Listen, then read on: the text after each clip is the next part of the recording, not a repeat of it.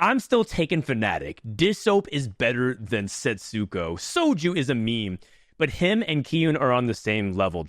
And Wazian and Malala greater than Pez event. No idea who Toronto Tokyo is, though.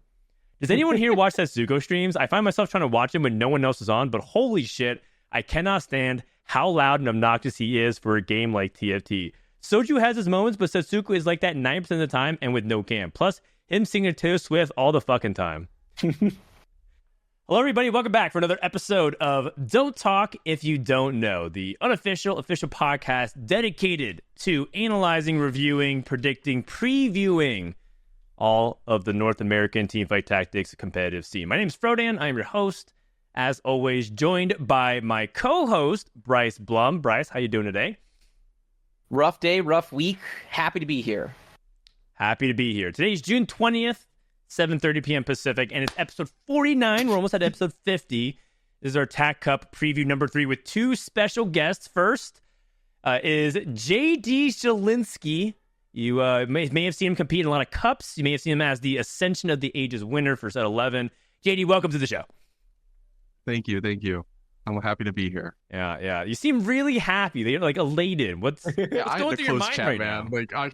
Yeah, chat. You guys are gonna. I'm pretty sure these guys, if we don't close chat, are just gonna be giggling at chat the whole time. They're gonna miss every question. I'm done laughing. No more laughing. Yeah. This is a serious show, mode. JD. Serious mode. Talking about TFT. JD, what is going on for people who don't even understand? Because there's some people are watching through the VOD.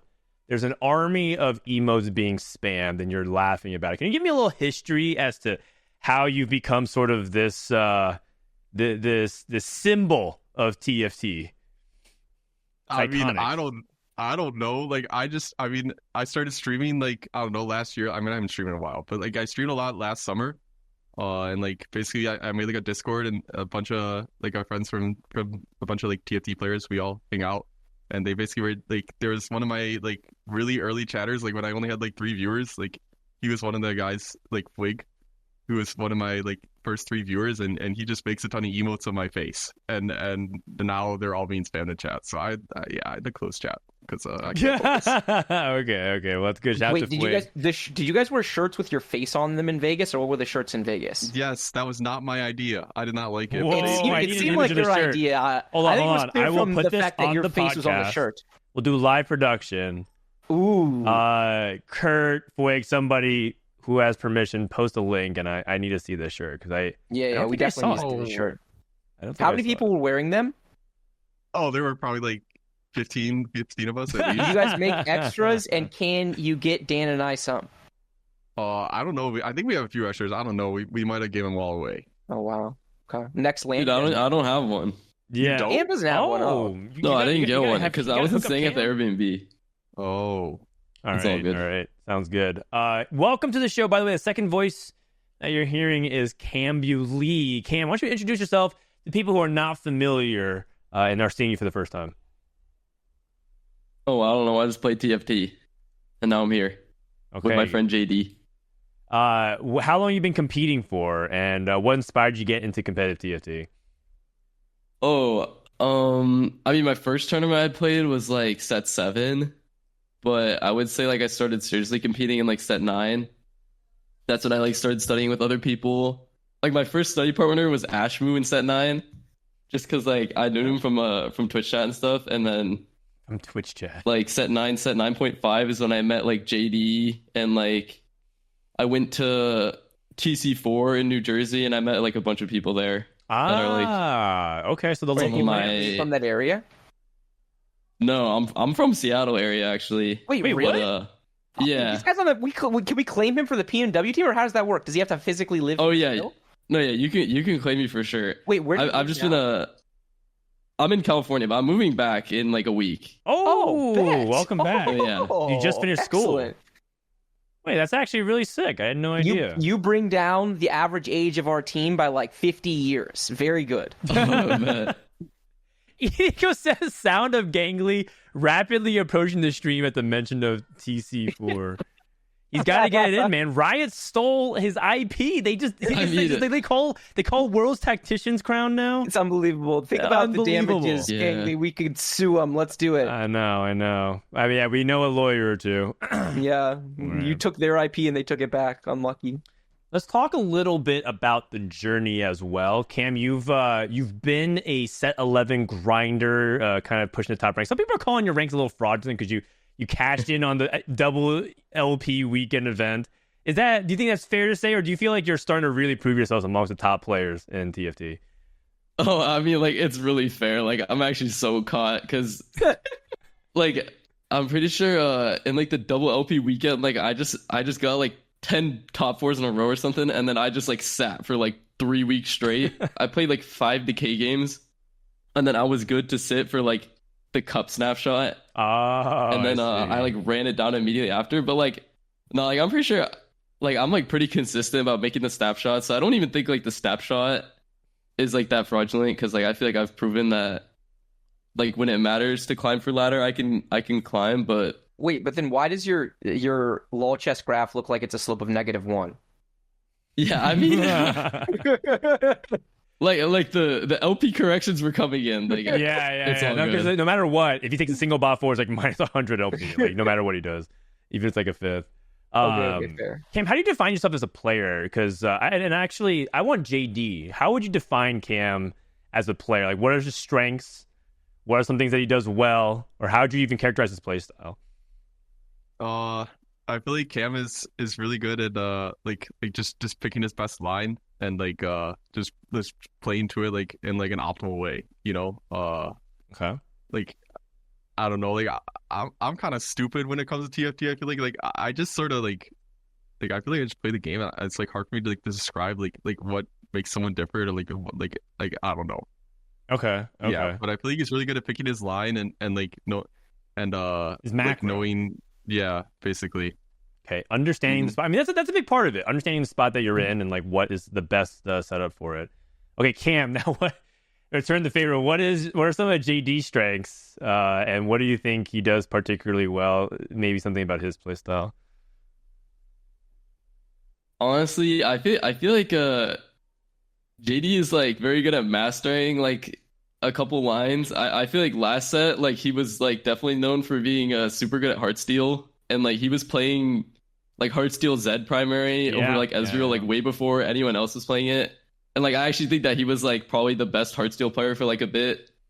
Like, and I think that like if he did well in Heartsteel Cup last set and like went to regionals, like I think a lot of people would have seen that, but that was just like unfortunate. And then I mean, this set he played like a lot of Kayn and stuff before people were playing Kayn. I think so he's a melee like last week guy. He was a melee guy. He was one tricking Big Mo, and like actually he was like averaging a 3 with Teemo. Really? Big like Mo. last week, but yeah, like if you go like 30 games, 20 games back in my match history, I was just trying to see how good this Teemo comp is. I just like played it 10 games in a row. And like I mean, my scores are actually pretty good. It was before the Teemo and the Lux buff last patch too. Interesting. So he's kind of an innovator. He's a little bit of a independent thinker. Yeah. So does Cam? Do you think he makes a bunch of mistakes when he plays, or is he like really clean on the lines that he knows? Oh, I think on his lines, I think it's pretty rare that he makes mistakes, but I think he just like understands very well like what those lines like want or need, and like situational augments, like he can play around them well just because he knows like what kind of items that he needs in certain situations and stuff like that. Like just like a very holistic understanding of the game, I think. Okay. And just for my own understanding, is TFT a part-time thing for both of you? Like I know Cam, you just graduated, so are you planning to focus more on TFT, or is it still something you're going to pursue on the side? I mean, I don't have a job lined up, so I will be technically full-timing TFT, but like it's not like I'm making money from TFT, so that's kind of a none of us are a temporary thing. Don't worry. And JD, what about you? Is this a part-time thing for you? So I work at a school, so I had the summer off right now. So yeah, I work at what do you do? an elementary school. I work with like special needs students. Oh, that's great. So like, I mean, most of my time like outside of school, like I spend playing TFT during the school year. But like right now, like I'm not like doing any like summer job or anything right now. So like I sort of took the like time to try to focus on TFT for this set. Man, I had no idea. It's really cool. It's been 2 years now, so it'll be my third year. Yeah. And did you like always want to do this? Did you know this was your path? Yeah, like I've always liked like helping people like get better at things. Like when I first like started college, like I started as like an engineering major, and I switched to education. But yeah, I've always like it's always been something I've enjoyed. So yeah. Cool. Damn. Right in the feels, man. All right, that's awesome. I mean, you're speaking to two dads, so that's really great, man. I'm really thank you for what you do. With that, let's go ahead and talk a little bit about the news. And now that we've caught up and learned a little bit about JD and Cam, let's talk about what's been going on. So the first thing is, we'll start a little bit macro. We'll start about a little macro here. Ease our way in. Arcane Season 2 has been announced, and many people, of course, think that this is going to be the theme for Set 13 as well. Just kind of get a little bit of the hype train in. You guys have all watched Arcane, right? Cam, JD, Bryce? Yep. Yeah. Okay. I'm really excited for it. I think this would be an easy layup for Riot. I mean, if they don't do Arcane, how dumb would that be for like? It's so good as a theming. It's just too good, man. Yeah. Please just do it. We don't literally every. I'm down for every single time. Just always do it. Assuming you know they said they're going to make other worlds and stuff like that. Which I think is exactly what TFT wants to do. Yes, they want to capture all of that. And it's like different like art styles a little bit, and like different. It's just very different, you know. The anthology, which is perfect because TFT is too. And I think that's what ultimately defines TFT away from League, and also partially was their strength because they could always incorporate all these different IP things, which I think. Oh, that's true. They did say it's the final season of Arcane, but they want to do lots of other projects, movies, etc. So just like always tying it in sounds good to me. Exactly. Other piece of news. Let me switch this off here. Team Vitality has officially signed a Teamfight Tactics tournament. Roster rather, for the EWC tournament featuring Soju, Setsuko, Milk, Precipice, and Toronto Tokyo, who is not the Toronto Tokyo. It's our Toronto Tokyo. People are calling him Los Angeles Tokyo now to I like differentiate it. Is this the most intimidating roster announcement video in the history of esports? I mean, I think this stacks up against literally anything. There's a great copy pasta also in chat about. Please let it rip, Dan. I'm still taking Fnatic. Dissoap is better than Setsuko. Soju is a meme, but him and Kiyun are on the same level. ... And Wazian and Malala greater than Pezivent. No idea who Toronto Tokyo is though. Does anyone here watch Setsuko streams? I find myself trying to watch him when no one else is on, but holy shit, I cannot stand how loud and obnoxious he is for a game like TFT. Soju has his moments, but Setsuko is like that 9% of the time and with no cam. Plus, him singing Taylor Swift all the fucking time. What a cop out. This was a comment in the thread when this got announced. Also, I also like that they lined up in reverse height order. Agreed. Yeah. Okay, so congratulations to them. And then we also had the EWC Americas tournament, which featured Team Vitality moving through. At the time, they were called Team K3 Soju. And then the other team that advanced was GK Esports with the Brazilian team. Did you guys catch any of this tournament at all, JD, Cam? Yeah, we were watching the whole thing pretty much. What do you guys think of the 4v4 format? Like... It's definitely interesting, I think. Like how it's sort of awkward how you have to like sometimes like both you and your teammate, like you maybe want to play the same line, but like you really don't want to do that, especially right now. So you like have to sort of pick a different line and maybe get forced into playing something that's not as good. But I think the teamwork around like playing, I think it's really cool when you see stuff like Ash Encounter, because it's like the way, like if a team can use Ash Encounter like better than the other team, I feel like it's like super huge for the yeah it's true. We see a lot of players the not play around it very well. Like they were making a lot of mistakes around it specifically, so that was a cool moment for sure. Cam, did you catch any of the tournament? Yeah, I watched like most of the games. I think it's super entertaining. honestly, like going in, I was thinking like that like 4v4 was just gonna be kind of like Mickey Mouse and like it just didn't seem like it would be very competitive. But like I feel like a lot of the games end up just going down to the wire just because like once teams started realizing that like if you just like start sacking your low rollers and just like playing for like who can play for the win, that was like super important since like the first place is like tiebreaker for points in the for each lobby. Yeah. Like I think a lot of the games ended up going super down to the wire and just becoming like who can win out, which I think was entertaining. But I mean, it also is just like it sucks if like some guy just like high rolls some shit and then just like goes first and then you get tiebreakered and then yeah. But I mean, it was really fun to watch. Yeah, really fun. Some fun storylines that happened in the bracket. Team Summer Break, which was like Solus, Emily Wang, Lifespat, Tech Summers. They made such a deep run. They were so close to upsetting Team Kathy Soldier in the winners bracket. They were so close of making it again to the losers finals up against Arjun Guai. So very close. Philip, Tournament Realm didn't work. So he actually got his team DQ'd in the winners. JD, of course, thought that was hilarious. He's laughing at that. And team, what was their name again? TQD or something? Ended up getting DQ'd, which was pretty sad. Also, the top Brazilian team, GK Esports, was a team that I think caught a lot of people off guard and kind of once again put Brazil on the map for the Americas, which might be sort of a theme of what we're going to be talking about later tonight. Who was the whole 4-man roster? It was VCLF, Dobbs, VCLF, Dobbs. Was Ego on it? No, Ego Illusions was on Team Liquid. Oh, right. Miguel and Babzera, I think. Okay. It's a good team. So, yeah, it was a very good team. Okay. So that's EWC. The finals is going to have the following teams. We have Fnatic. We have Team Never Lucky, which is the team Replay left Liquid for. Replay kind of developing an interesting new reputation as a roster member, like leaving Team Liquid to join it. But hey, I mean, do what you got to do, and his team looks really good. It's him, Michael, Robin Songs. So they have 3 good players. Those are the 2 top seeds from the Americas, on top of Vitality and GK. And then branching out, which is the French team alongside Carmine that has Wet Jungler and Dark Hydra. A very impressive team. T1 is a team of Bintum and Bobe and SESC. Dooney Zuni, great team.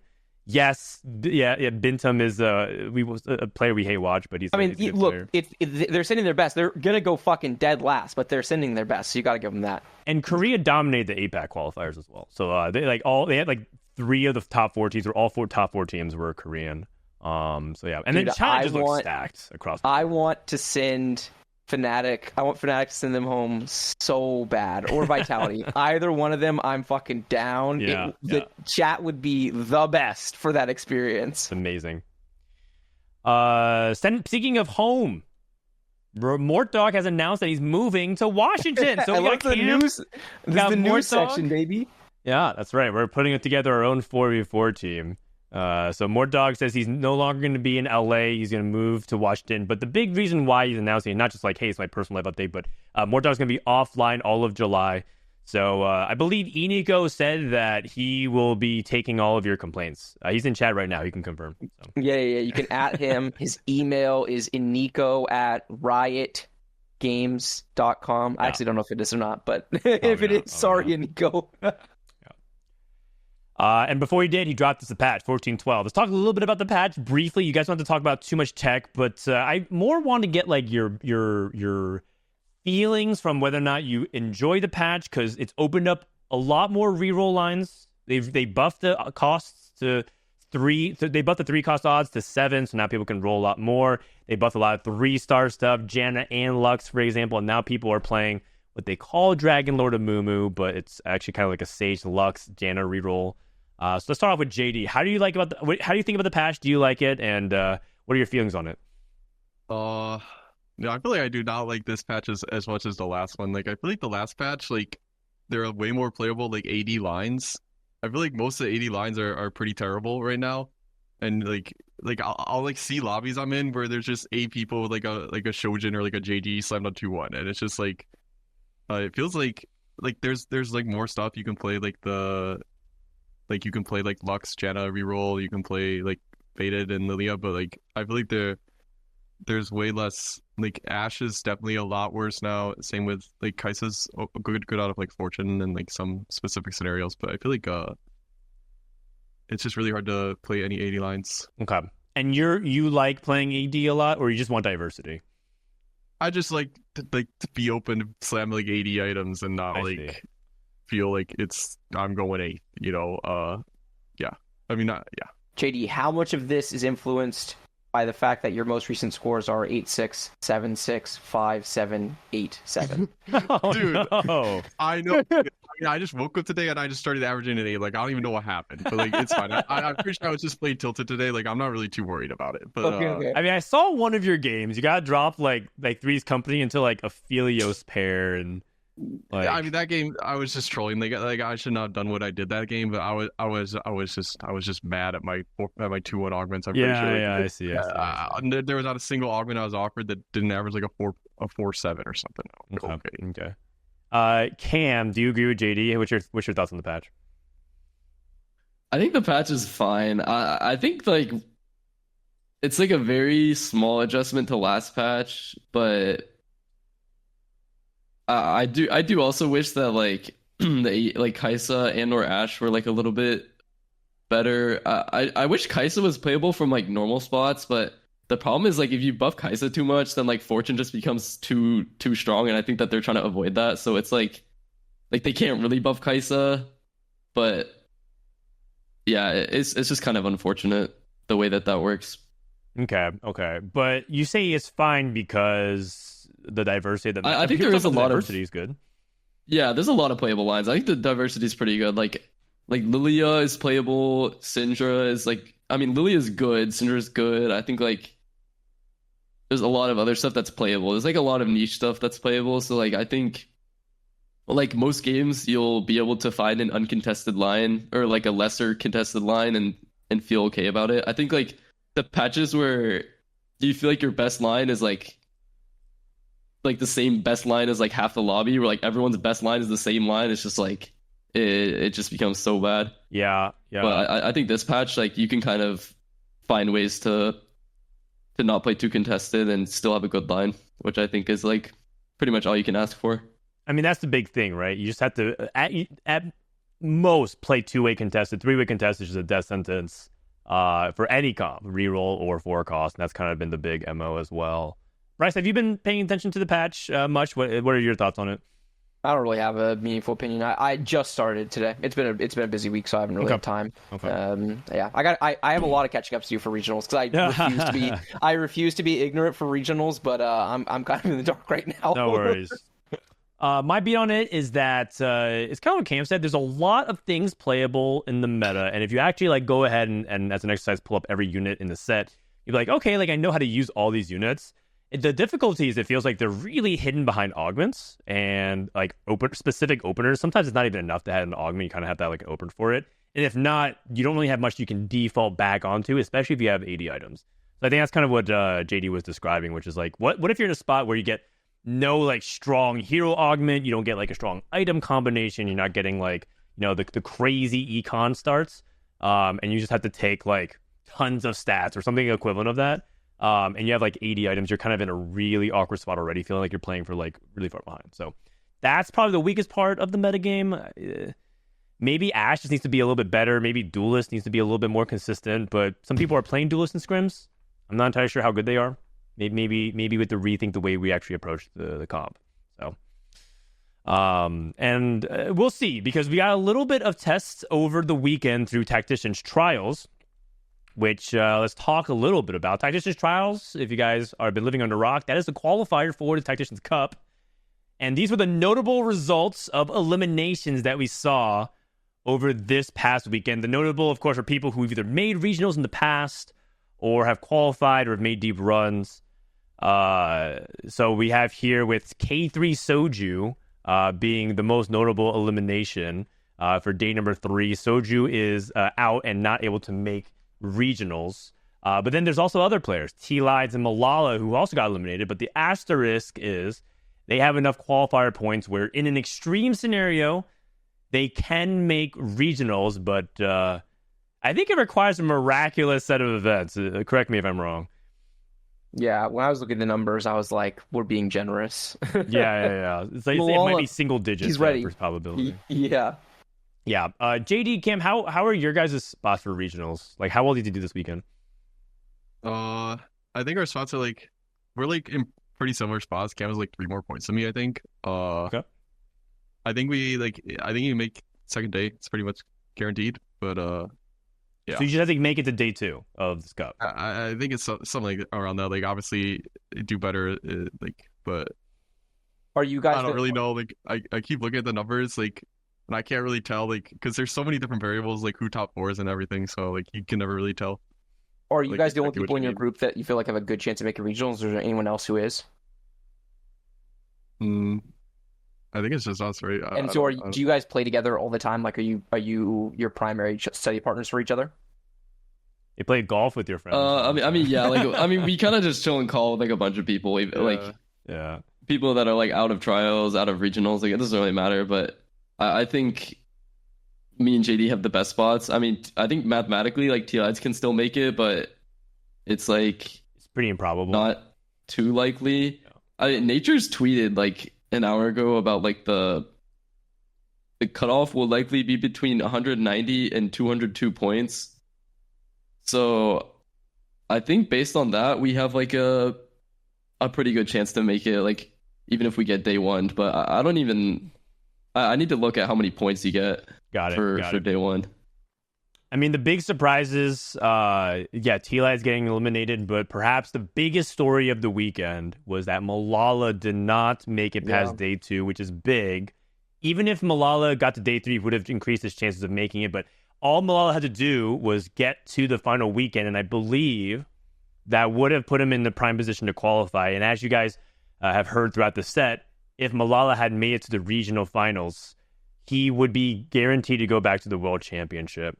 But by his own admission through his tweets, I actually don't have it up right here, so I apologize. But he said that he did not play well over the weekend and that he definitely needs a break from TFT. He's going to take some vacation and rest and come back strong for set 12.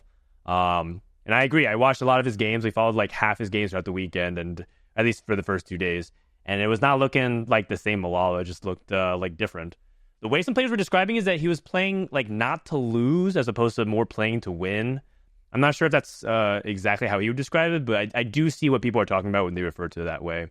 It didn't feel like it was Malala that was playing this past weekend, Bryce. It's a bummer, but it makes sense. I mean, no breaks, just straight through everything, super locked in for an entire set, plus started the set fairly well. So, yeah, you cannot, in a game like TFT, you cannot maintain that run indefinitely. It's impossible. Yeah, and there's also like an element of burnout too, because he's played all the MSIs and everything like that too. And Milk talked about this as well. He made it to set 5 worlds, set 6 worlds, and he's just talking about how he's just going insane because there's no off season.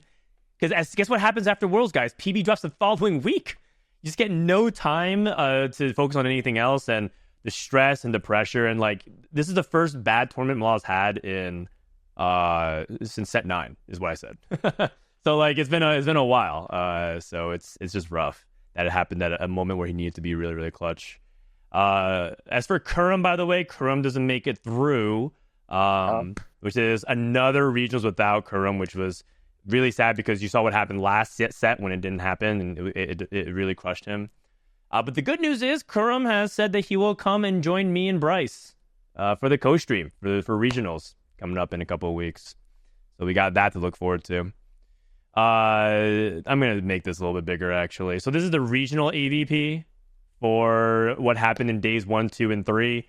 The biggest talking point, LATAM, again, really struggling, averaging like a 4.7, 5.0, 5.44 for LATAM North. North America dominating, 3.92, 80% advancement rate.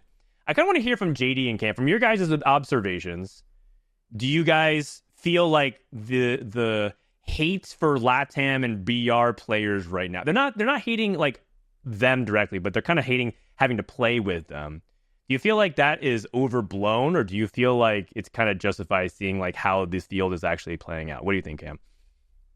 I think it's okay. Like let me just like not get too crazy, but I feel like it's pretty justified. And like, I think that like LATAM and BR are like, their top players are very, very good, and but they're just not like the regions are not deep like at all. I think like once you get past like the top like 10-ish of like each of those regions, there's just like too big of a fall off. And like you look at these trial stats and it's just like these are like GM players from NA that they're just like getting cleared by. Like it's like, yeah, it's not a good look. But I do think that's like just because like I don't know if there's an issue with like how many people are signing up or like what else, but it is. Yeah, actually, I think the trials showings have been like pretty consistently below average for the other regions.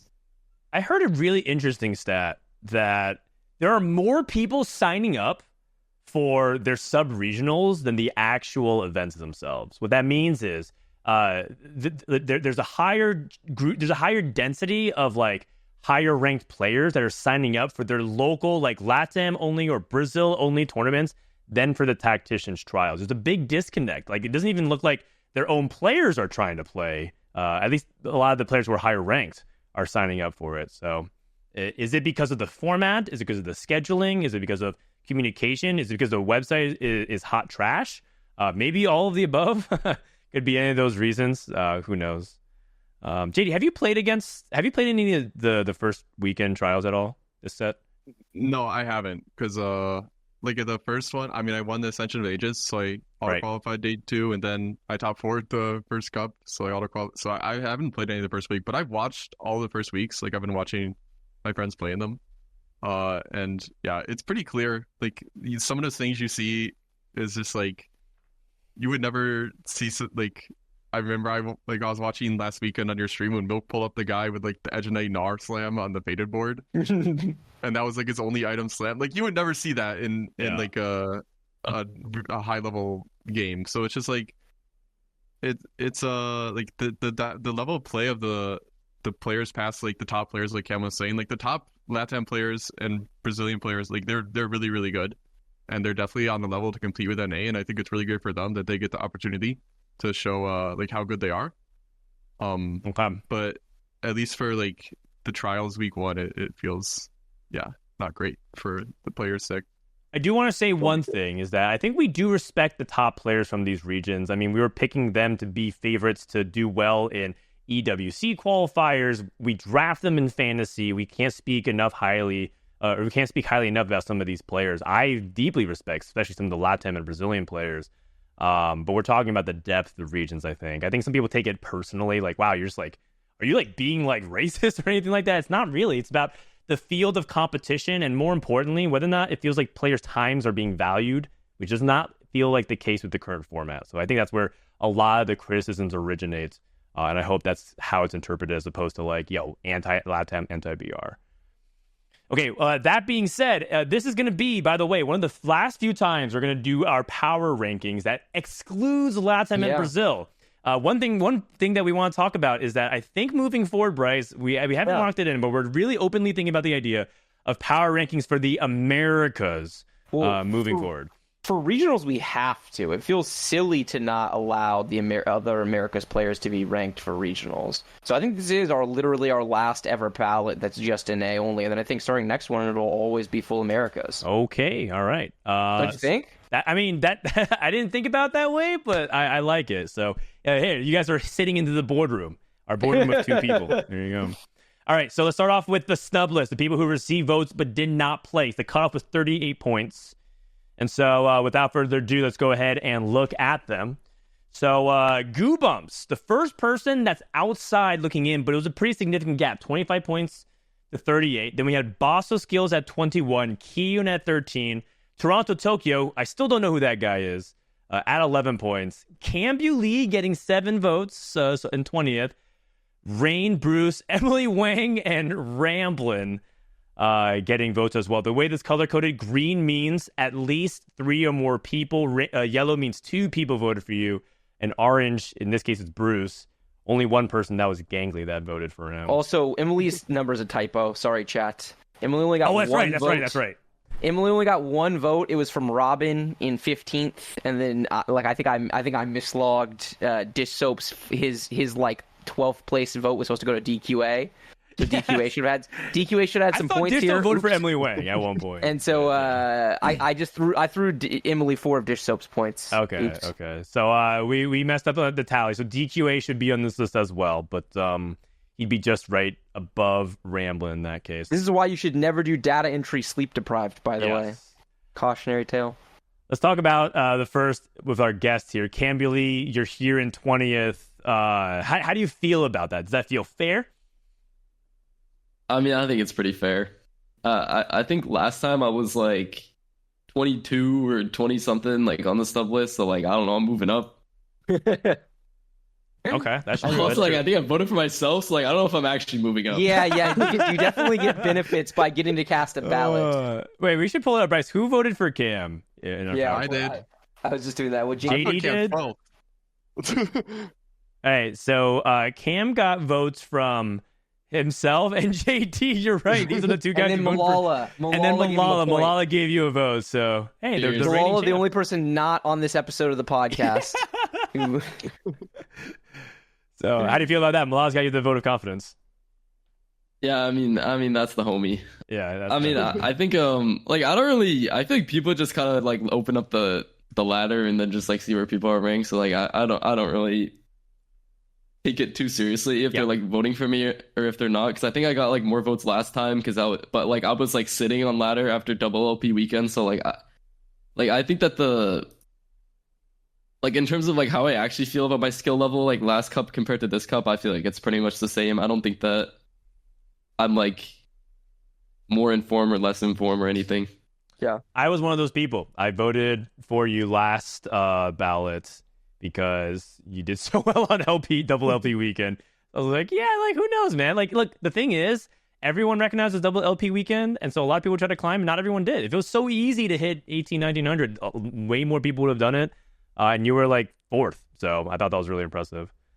Okay, let's walk down the rest of the list. Are we surprised anybody here? I think Goobums is probably the biggest surprise, Bryce, that he's not making the top 15. I voted for both Goobums and Bosso skills. I think they both belong in the top 15. I thought Bosso had a lot of smart things to say on the co-stream, and I thought his energy, the way he was talking about the game, the level of confidence felt a lot more similar to me for a couple sets ago when I felt like he was actually very good. Mm-hmm.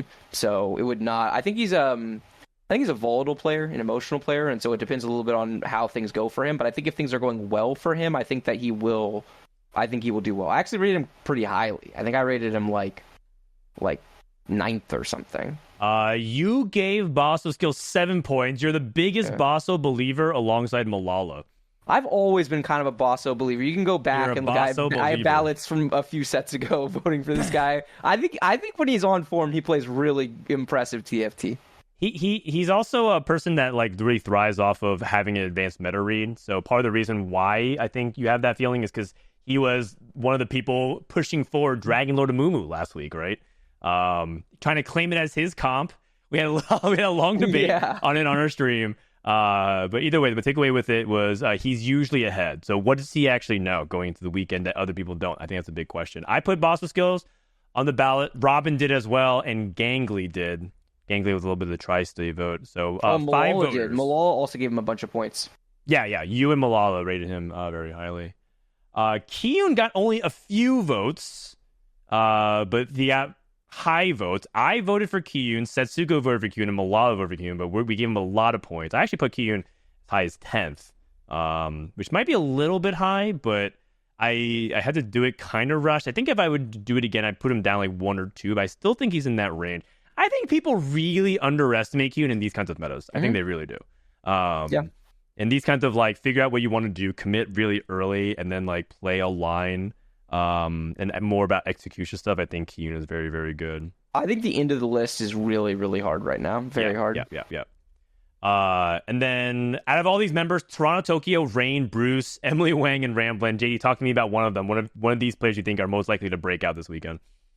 I think Ramblin' is a pretty good pick. Like I feel like he this is like his first set back in TFT, like fully focused on the game in a while, and I mean Ramblin's obviously a really great TFT player, so I think if I had to pick some, like he was it the DreamHack? Did he win? He won, right? He won. He won DreamHack Dallas. Yeah, I mean, I don't know how much like TFT he's been playing, but I mean, I've seen him in a few scrims. I mean, it's an AP meta. Yeah, he's always been a heavy AP leaning player. So having an AP meta, it's so interesting because it can be good, it can be bad. It depends. It might be that the lines are getting over contested.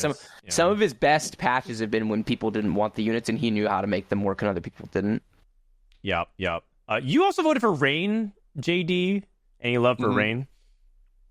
Yeah, I mean, it was really hard, like, deciding the end of the list, like, as you guys were saying, like I was thinking about so many people that are, like, that didn't show up on this list, and I think I forgot a few people as well that I maybe should have voted for, but, yeah, I think Rain's a beast. I wasn't too happy about her contesting the double boiling point in the last game we played, but like, it's okay, like, I mean, she outplaced me, so, I mean, but, yeah, I think Rain's also really good in these like sort of reroll metas. She was really good at the like 2-cost reroll super fan meta last set. I think this is pretty similar. So yes, I agree. Well, you think this patch will play that much 2-cost reroll? I mean, from the games I've been seeing, everyone's just rolling so much. Like I've been seeing like center reroll come back a lot, just as something like you can roll for and be higher tempo stage 3 because everyone's rolling. They have like this Amumu one that has like a stone plate and it's just completely immortal in stage 3. It just feels so bad to play against. Yeah, stage 3 is a huge Bryce, rolling a 6 is back, by the way. That's a really big part of the meta right now. People are rolling to 0 for Lux 2, Amumu 2, Alawi 2, and then you streak really hard and you very much stabilize. And as a result, the tempo is going to be pushed a lot. I think Rain thrives in that environment. JD and I are knowers. We're the only two people that vote for Rain. I agree, the exact same thing. I'm glad you teed it up. Well done, buddy. I'm excited for the bidding war in fantasy, guys. We'll see. I don't know. I mean, predicting to do well versus fantasy drafts is a different story. I got some secret picks. But we haven't gotten to the top 15 yet. Actually, is there anything else? Okay, so let's dial it in a little bit. People are memeing Emily Wang, but I want to say that I think that she is better than a lot of people are memeing her for. She's improved a lot. She has holes in her gameplay, but she is putting in work, and she's trying to improve. And I just want to go on the limb that I think it would be awesome to see her shut up a lot of haters, to go on a deep run. And I would love to celebrate with her at the finish line. Do I think she's like 5 points? Like, above Ramblin' and above some of these other people? No, I'm not putting her on my ballot. But just be watch out. Everybody who makes fun of the Wang, it comes around. Karma's a real thing in TFT. She gets better every set, and some sets she takes bigger steps forward than other sets. I haven't actually watched her play the set, so I don't know how she's doing. Beware the Wang. Beware the Wang. All right, let's go ahead and jump into our top 15, shall we? All right, so our top 15 reveal. This is a new thing that we're doing, which is you're finding out the top 15 live in the flesh. We don't have it on the website. We didn't post it on Reddit. Mainly because Bryce and I are doing the graphics ourselves now. So this is our top 15. Without further ado, at number 1, we have Dishsoap, who moves up to the number 1. At number 2, we have Setsuko. Number 3 is Wajan Iverson. Number 4 is Pokygom, and then Replay. This is sliding in for where Malala usually is. And then Greya right there alongside Milk. That wraps up our top 7. Milk cracks the top 15 again for the first time in a while. Spencer, Precedent, Sox, Robin, and then Ripple. JD makes it at 13 with Asa, and then Philip at 15. Philip making his first appearance here as well. So with that being said, what do we think about the rankings? First reaction, JD, you're in 13th. What do you think, buddy? I mean, I think I'd say it's pretty reasonable. I mean, today I haven't been too confident about my TFT skills today, but I'm pretty sure it's just an off day. Like, it's all good. Like I'll come back tomorrow. Like, I'll be locked in. Yeah. I mean, I think I put a lot of time into like practicing TFT this set. This is like one of the most amount of time I spent on like a TFT set in a long time. So I think when I put in the time, I can be a really strong player. And what does your practice look like, out of curiosity? I mean, I don't play that many games usually. I watch a lot of TFT, so I just watch a lot of TFT and also talk with people about the game. But yeah, it's not like anything like too robust. I don't play a call all day. I like barely playing call. I haven't been playing his call as much because I feel like it's just bad practice. It's terrible practice. I mean, it can be helpful. It's more fun for sure, but it's definitely more fun. Yeah, I mean, small groups you can workshop and you can actually like your results can go worse, but you can really learn. I think if you get too many people in there, it just becomes distance in the chaos. Yeah, my -1 slope that you were talking about, I'm pretty sure that was all in call. I've seen all of those games. I've seen all of them. I'm pretty sure. Yeah. Okay, JD gets votes from myself, Gangly, Robin, Malala. By the way, Robin voted you the highest out of all of them. He put you at 6th. If you want. Dude, Robin. I was in call and I was saying I know Robin is about to rank me so high because I was like ranked 3 on ladder at the time you guys were doing the snapshots. I know Robin's gonna look at the leaderboard. He's just gonna rank me high. Like I actually called it. Oh, there you go. We love having Robin's ballot because it literally is. It's just like, oh, well, who was ranked high this patch? Robin's got us. Well, it's funny that you mentioned that because you noticed how Disop has 14.9 on his ballot. Unanimous across every ballot, including like Setsuko and you guys and us, except for one person. One person did not put Disop at number 1. Who was it, Bryce? It was Robin with the replay tech. I remember he messaged me a couple of times ago where he was like, replay always ranks himself number 1, and he usually does well. I kind of like that. I might use that. And then he sent me his ballot, and it was bookended by him and Wang, and I was like, it's the tech. He's busted. Right. That's right. Robin put himself number 1 and bookended his ballot with Emily Wang at 15. So that's the reason why Disop got a unanimous number 1. So Replay did not submit a ballot this time, and I have no idea why. He's been part of the panel for a little while now. He's been part of the panel all set. He declined this time, and it's fine. We don't want to force people to submit if they don't want to. For sure. But it was interesting. I feel like that almost makes me feel like he's not confident in himself, Bryce, but I'm not sure. I don't know. It's hard to read. He said he's not going to do ballots, which suggests maybe he's just done being on the panel. And I don't know. It's so hard to tell with that guy. Like, it could easily be that he's feeling disrespected by the panel, right? Like that's not been a secret thing that's happened. We've talked about it multiple times on the show. And so I think he might just be like, fuck this power rankings thing. I'm done with it. But it's possible it has nothing to do with that. I'm purely speculating. I'll just say that I think that he probably does feel that way because, I mean, I've like studied with him for a couple sets now, and like I'm pretty good friends with him, and I personally feel like he does get consistently disrespected by the power ranking. I think that a lot of people are just like unwilling to give him credit for being like easily one of the most consistent performers across like the last like 4 sets now.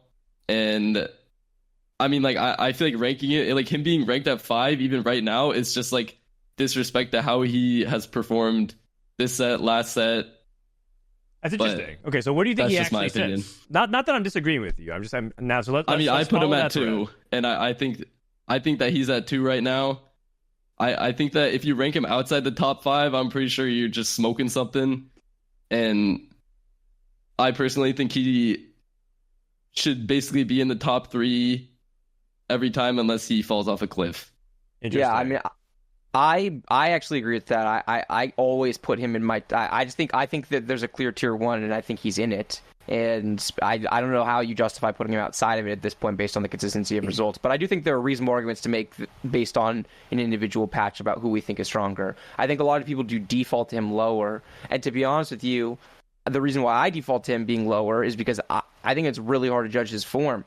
Because his ladder play is so god-awful that it's really hard for me to ever look at it and be like, oh, this guy, I gotta rank him above Dish Soap or Setsuko or Wage or whatever. It's like, how do I justify that when I watch him just like mostly fuck around when he plays? Like this dude, I will flip onto this guy's stream, and this guy will, back-to-back games, his 4-2 roll down, he rolls like 8 times, aggregate, across the 2 games on his 4-2 roll down. And he gets into the game, and he's like, maybe I should have rolled more that turn. It's like, yeah, bro, you got fucking 0 there. He's just completely spacing out. And I know he doesn't play like that in tournaments because I've watched him play tournaments, but it's just really hard to be like, oh, I'm going to put him above that.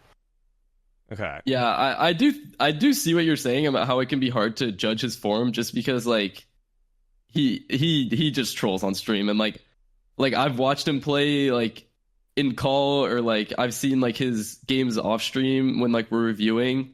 and like I know that he's like very, very good for sure. But when I watch him on stream, it's just like, what the fuck is this guy doing? So like I can understand why you would feel that way. And like, do you think that's what other people think as well, Cam?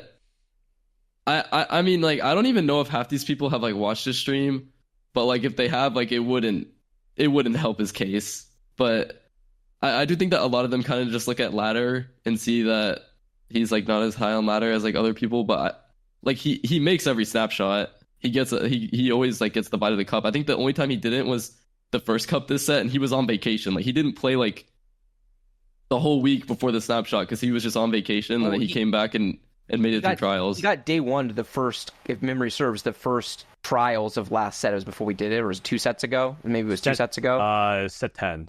Yeah, it was set 10, right? It was set 10. So yeah, he hasn't been every single final weekend, but he's still being consistent. I want to add one other thing on top of that, and not that again is I put replay in my top 5. I think I put him 4th actually, and I wanted to put him higher, but I want to say one thing is that I think he doesn't help himself when he's talking about things like he wants to take a step back from TFT, and so they give me like a big impression that he doesn't even want to commit to it, and then he streams and he's kind of in or out whether or not he streams like a lot or streams like on and off, and so I think that like messes with people's like head. Maybe it's all one mind game. Maybe we're all just puppets dancing to the tune of replay because he's got us all figured out, and he's like, yeah, I got you where I want you. But when he's saying like, hey, I think I'm going to quit set 11 moving forward, and then he misses the first cup, and then he runs it down but runs it back up for snapshot at the last second, it's not exactly inspiring confidence in his form. I think no one doubts his peak. It's more about that form. So I think that's kind of, I just want to add like one more piece as a discussion point, because at this point I think it's fair to say he's like in it, right? He's playing TFT, he's playing EWC. At least he's playing set 12. And there's no way this guy's not playing set 12 if he signed up for EWC. So I think he's just here to stay. He's in it. I think that people, like, I think that him kind of like talking about the retirement thing on stream last set, or like saying that he was potentially going to step away from TFT after this set. I mean, obviously that was before the World Cup announcement, but I think that's just him being honest, because like I think that TFT is not that lucrative to be competing in unless you're like a big streamer, and he's not big enough to do that. Yeah. But I also feel like him being like wishy-washy on that shouldn't affect people's rankings, because I mean, Milk can step away and come back and in one trick Dragon Lord Amumu, and then he'll be rank 7.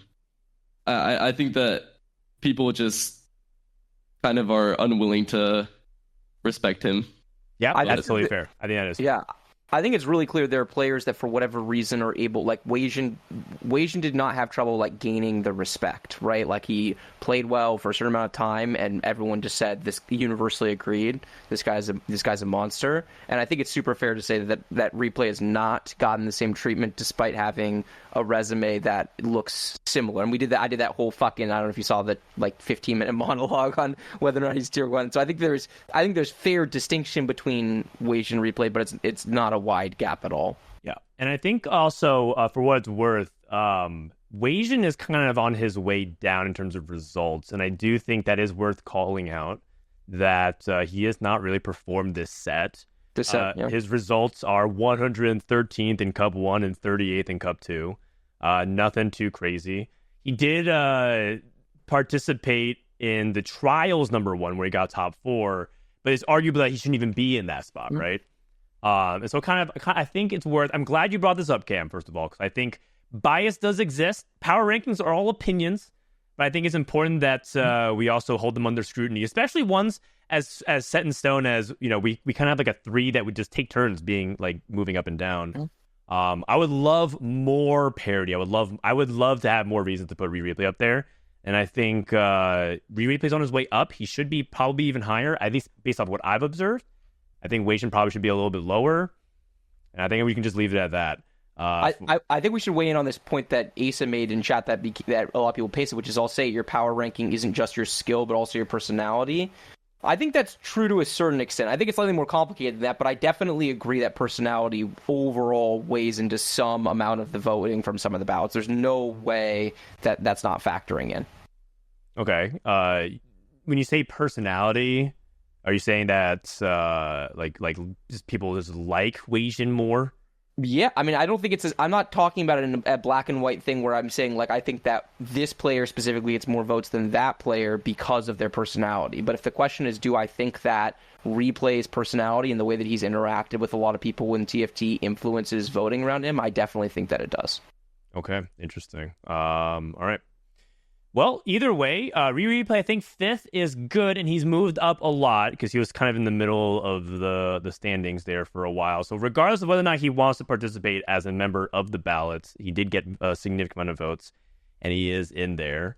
Pokygom moves up into 4th place. Pokygom has something to play for this weekend beyond just like a regional spot. Pokygom and Jsoap, and I believe Greya is in this mix as well. These are 3 players who are playing for a world spot this weekend.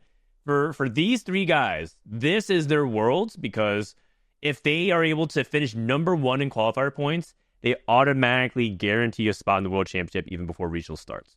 So that is what's on the line for them, and why I think a lot of people are ranking them high on motivation and capability and whether or not they're going to be able to do it. But I think Jsoap's in a firm lead. It kind of requires Jsoap to be the first domino that falls in order for that to happen. Actually, I mean, that brings us to just Milk. Why don't we talk about Milk then? Like, Milk here at number 7. Some people did not rate him at all. He's actually one of the most divisive people here in the top half. Some people didn't vote for him whatsoever, and then other people ranked him really highly. Yep.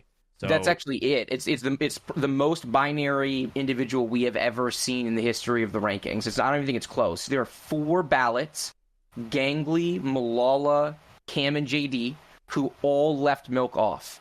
And then JD, talk to me about that. Dude, like, I'm not gonna lie, like, I kind of like forgot about Milk. Like, I probably would have put him on there, but like because like I've been just seeing how, like, this is Milk's like bread and butter, right? When you just have one comp and you force it, and like he's gonna play at every, like, not every game, but like most games. Like, I just tried a few games. I just tried contesting him on ladder just to see if I could get him to like pivot, or just see him like seeing how it is. Like, he never to just pivots. try to.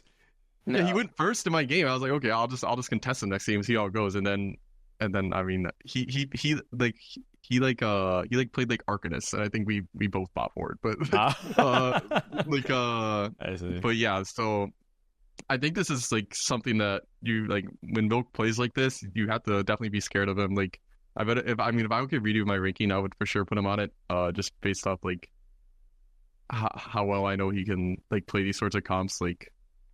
But yeah, I mean, I didn't rank him. I did it like 3 days ago or whatever. I like sort of wasn't paying attention too much. Sure, fair enough. It's interesting to me that you think of Milk as a person who, like, one tricks like a reroll line. I mean, obviously, like, one of his most famous sets ever, he did do that, right? Like the Kledge arc. But do you think if play is more open, you would be afraid of Milk, or do you think that he's only really good in like this type of patch? Well, I mean, I think he's good nonetheless. But I mean, even like, it's like 4-cost comps. If I feel like he gets to his line in like the most optimal way he can. Like, it's like, I don't know, it's just what he's best at. I think he finds the most OP line, and he plays the best he can to get to it from his spot. Like, I feel like what was it, like set 6? I remember him like playing like the Urgots in set 6 or whatever. I don't remember. He would play it every game, and he would like always go top 2 with it, I feel like. And I was like really impressed with stuff like that.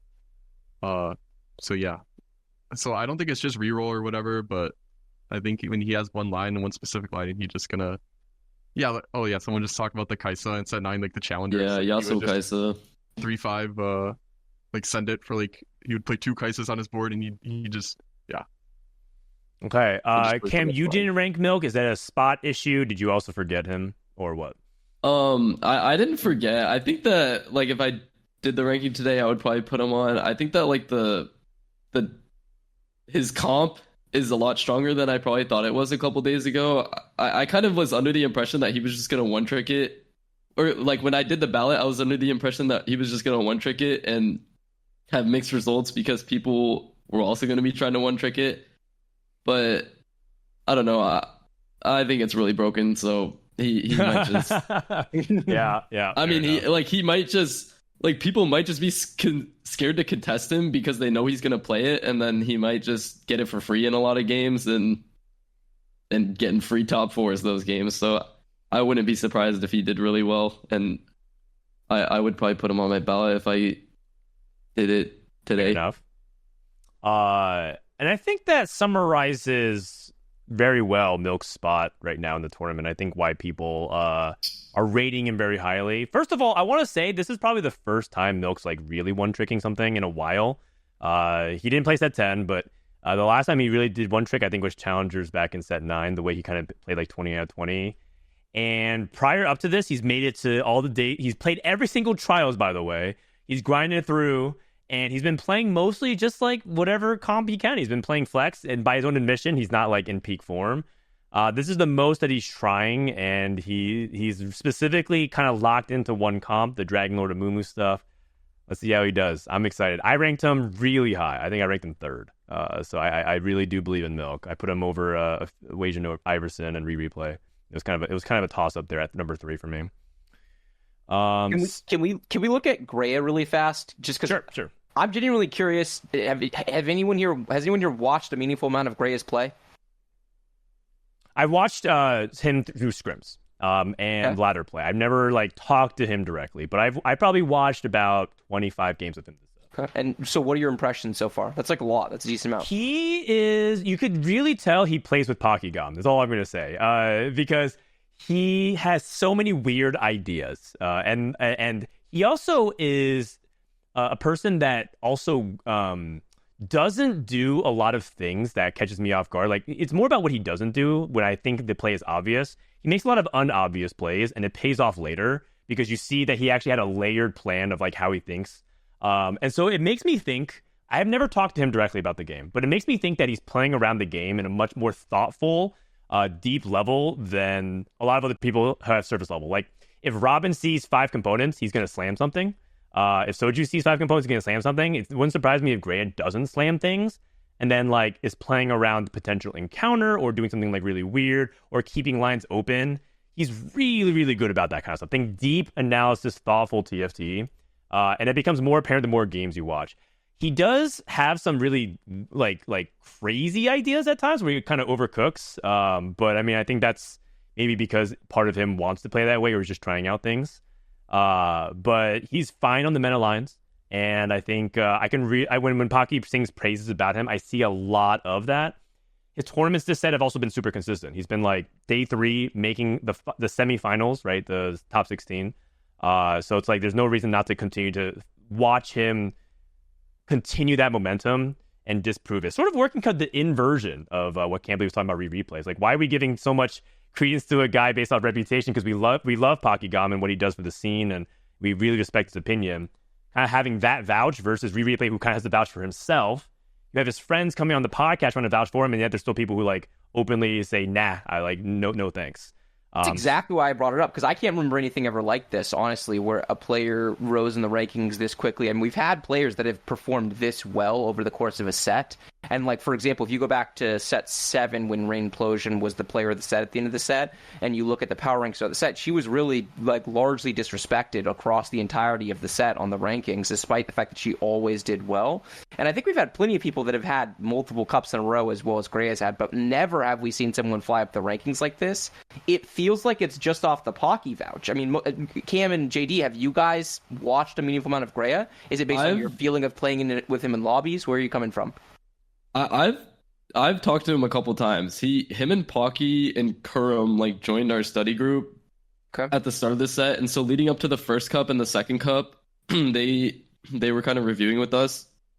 And my impression of him as a player is that like I think like my view of him going like before I talked to him is that he was gonna be like some kind of like god with like these crazy strats, like because he was like some like 80% top 4 rate, 30% win rate, like top 3 ladder with like 150 games. Like it was just like the most ridiculous ladder stats you've ever seen.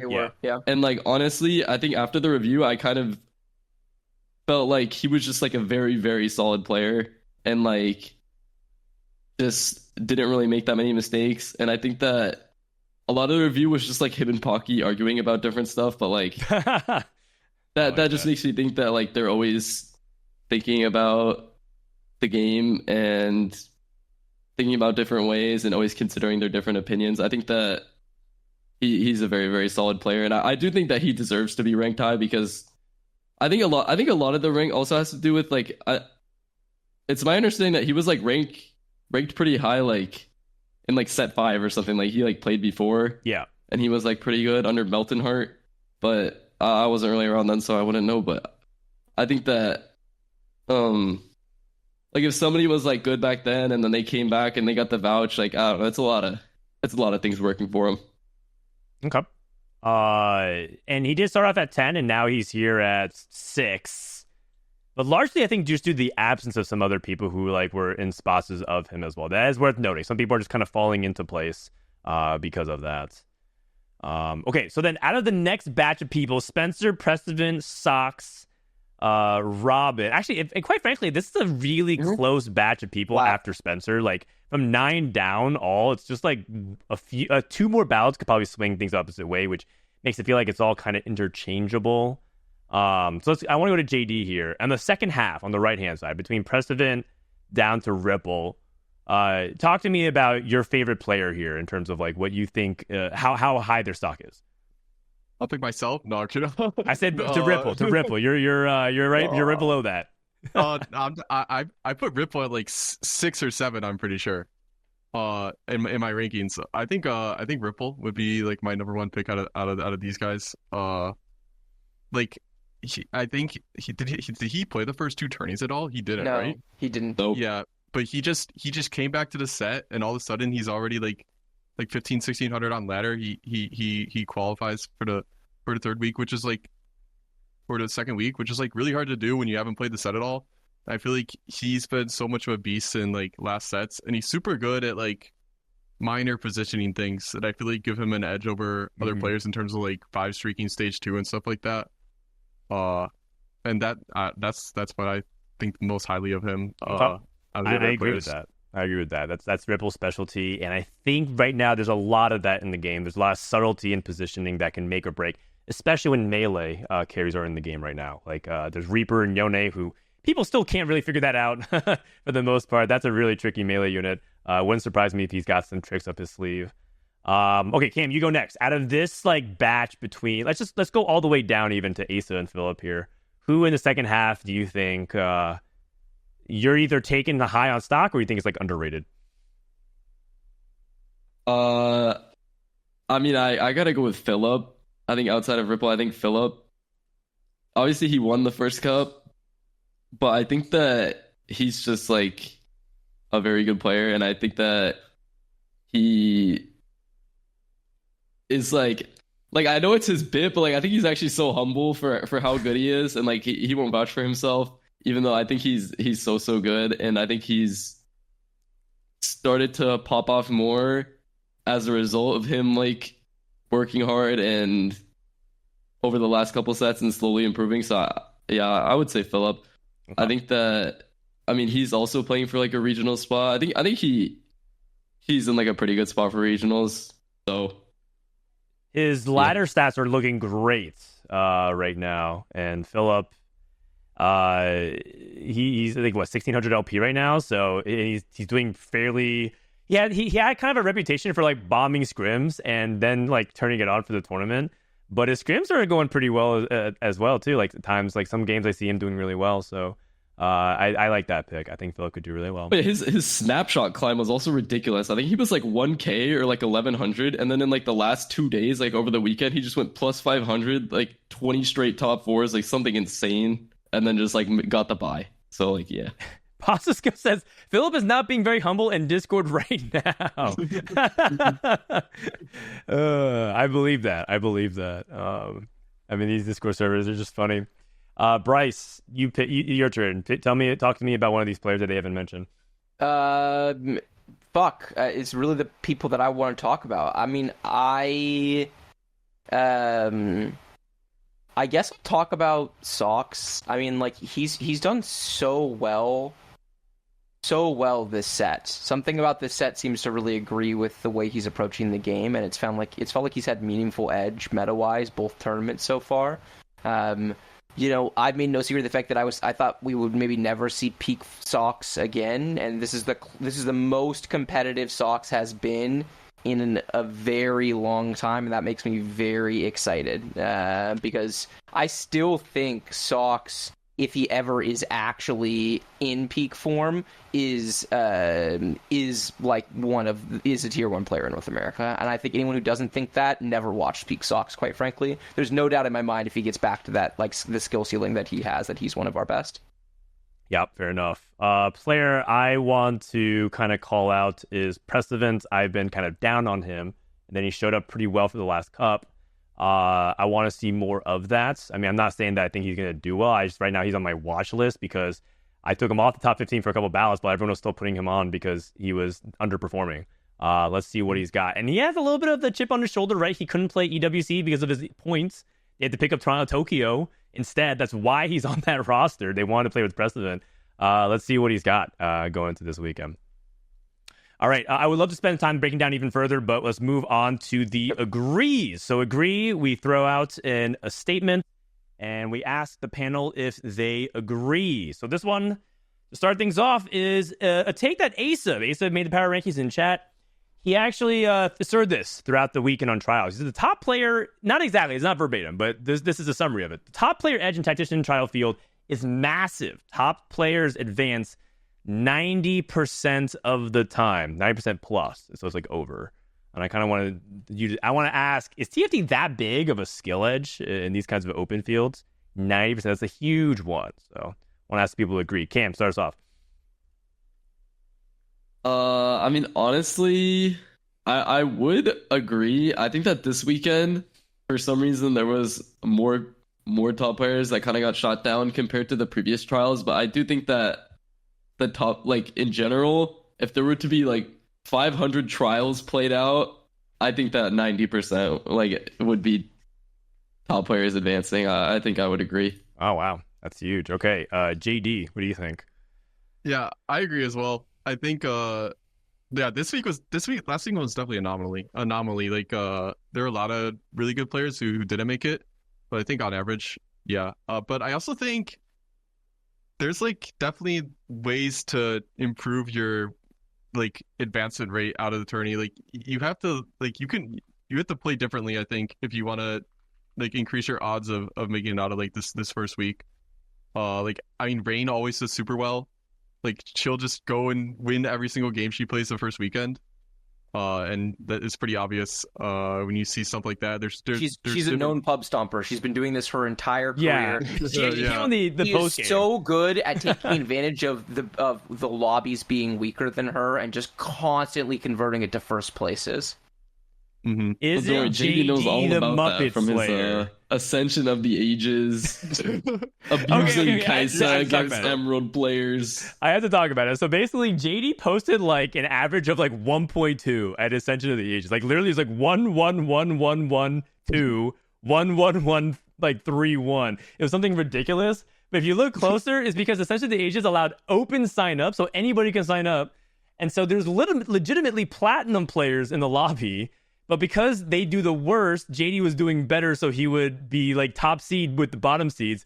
And AK, the people were arguing his strength of schedule, his lobbies were not actually up to standards that his AVP would indicate because he was averaging like a 1.2.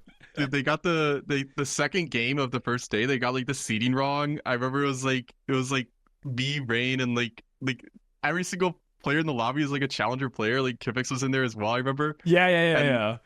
And then I was like, there is no way the CD is correct. They're like, this is right. And they're like, oh, we messed it up. And they changed it for the next one. JD going up against Platinum Emerald, and then it's like Rainplosion, Kyvix, like two other lab members. It was crazy. It was crazy. I don't know. But that was the only game I didn't top 2 the whole tourney, besides like the last game. Yeah. I went 8.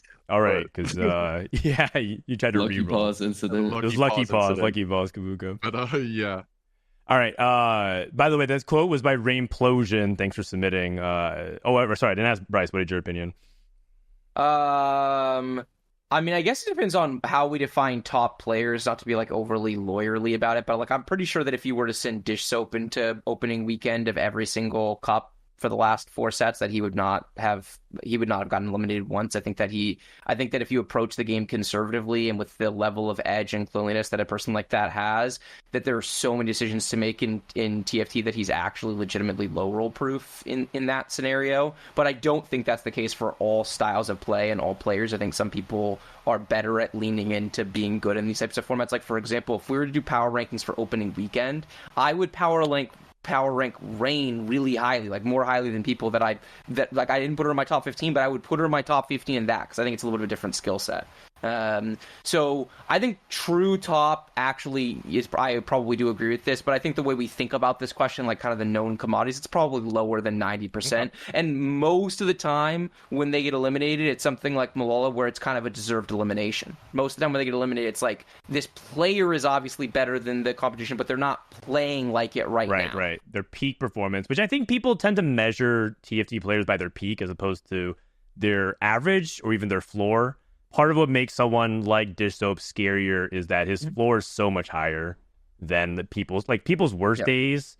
Like his worst days are better than people's like best days in a lot of cases. Yes. So that's a really big part of it. Food for thought. Asa said he went and checked the math with Dark Noob. The simulation, or like Dark Noob, the mathematician of the TFT scene, says 98% edge or likelihood to advance for day 1. But for the overall field, probably less than 90. So it's around this range if you want to follow the Dark Noob math, which many people do. Okay, and we'll just do one more and then go to the fantasy draft here so we can end at a reasonable time here. The second one is one that's been asserted a few times ever since EWC qualifier, which is that 4v4 should be the main competitive format for TFT. This is for competitive TFT, rather, not just like... maybe it's not talking about like the game mode. Or maybe the game mode.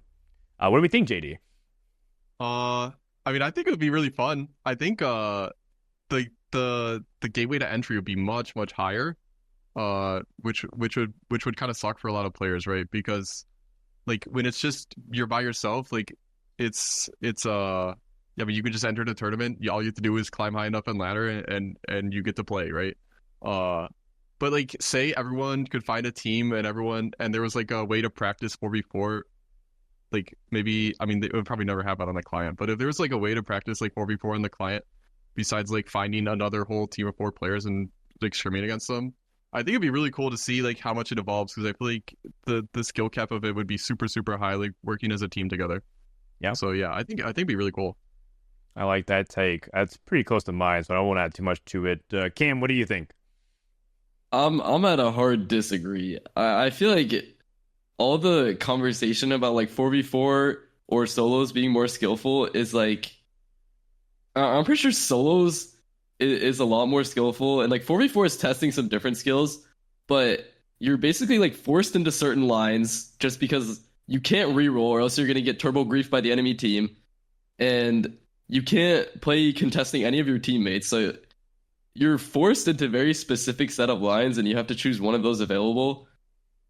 And I feel like line selection is one of the most skill expressive parts of TFT. And I also feel like what JD was saying about the barrier to entry is kind of a big deal when it comes to TFT. That's kind of one of the things that TFT has going for it right now, is that you can just climb on ladder and kind of sign up. I think that's how a lot of people start. That's how I started. Once I hit Challenger, I was like, oh shit, I can sign up for a tournament now and potentially play against like the streamers that I watch. I think that's kind of one of the biggest parts about TFT, and I think 4v4 would kind of be taking that away.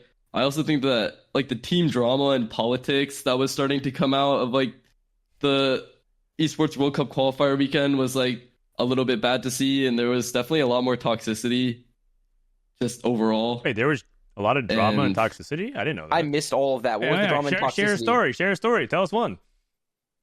Oh, I mean, I don't understand why some people were so happy to see the downfall of Team Liquid. That was a little bit weird to me. Oh, interesting. Oh, I missed that. I missed that as well. I guess like I watched the after effects of it. You're talking about like how they had to like put together. Oh, wait. I see what you're talking about. The tweets, right? You're talking about the tweets where there was the like tweets or typing bye-bye in Twitch chat after they're getting eliminated, or Ask K3 Soju where he's nature. at. Is he in chat right now? He's probably not. He's probably not. Nah, he's probably playing League Arena. Okay. It's the cup preview. I don't think he has anything to see here. he's already eliminated from regionals, so what's he gonna do? Definitely not competing in regionals, that's for sure. Okay, yeah. I guess I didn't put two and two together. I thought it was friendly banter in some ways, but yeah, I guess you're saying that it actually there was actually like some meat behind that. That's interesting. I didn't know that. Okay.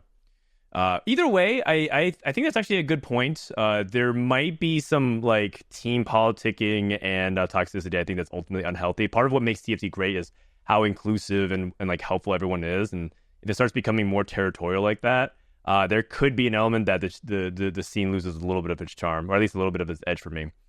Bryce, I realize I didn't let you speak on this subject. What do you think? Oh, you're good.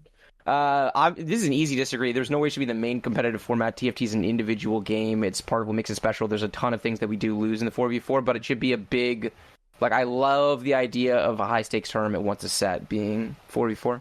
I think it's really fun to watch. I think the match play dynamic of the new format works really, really well. I really like that, which is like which team won the lobby and that's it. And I think there's like a lot of special moments that come out in team play that we can't see in when you watch individual play. And it's not just 4v4. I thought like the 2v2 format we did the Summit, the Kurum Soulless game will always go down as one of my favorite TFT games in history. I don't see how that ever isn't one of mine.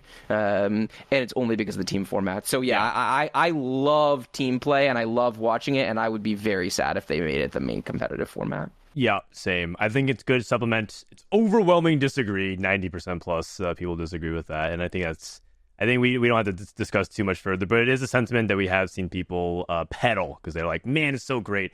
Mm-hmm. I view it as a dessert to the main course. The main course is solos, the World Championship, the grind. Mm-hmm. And then teams is like a way we can celebrate all the known people in the space. I would love for you guys to compete. Who's who are you recruiting for your fort? JD, you bring a team member, and Campbell, you bring one. Who's the squad of four here? All right, give me Groxy. Oh, instant call Groxy. All right, Cam, who are we bringing on for number 4?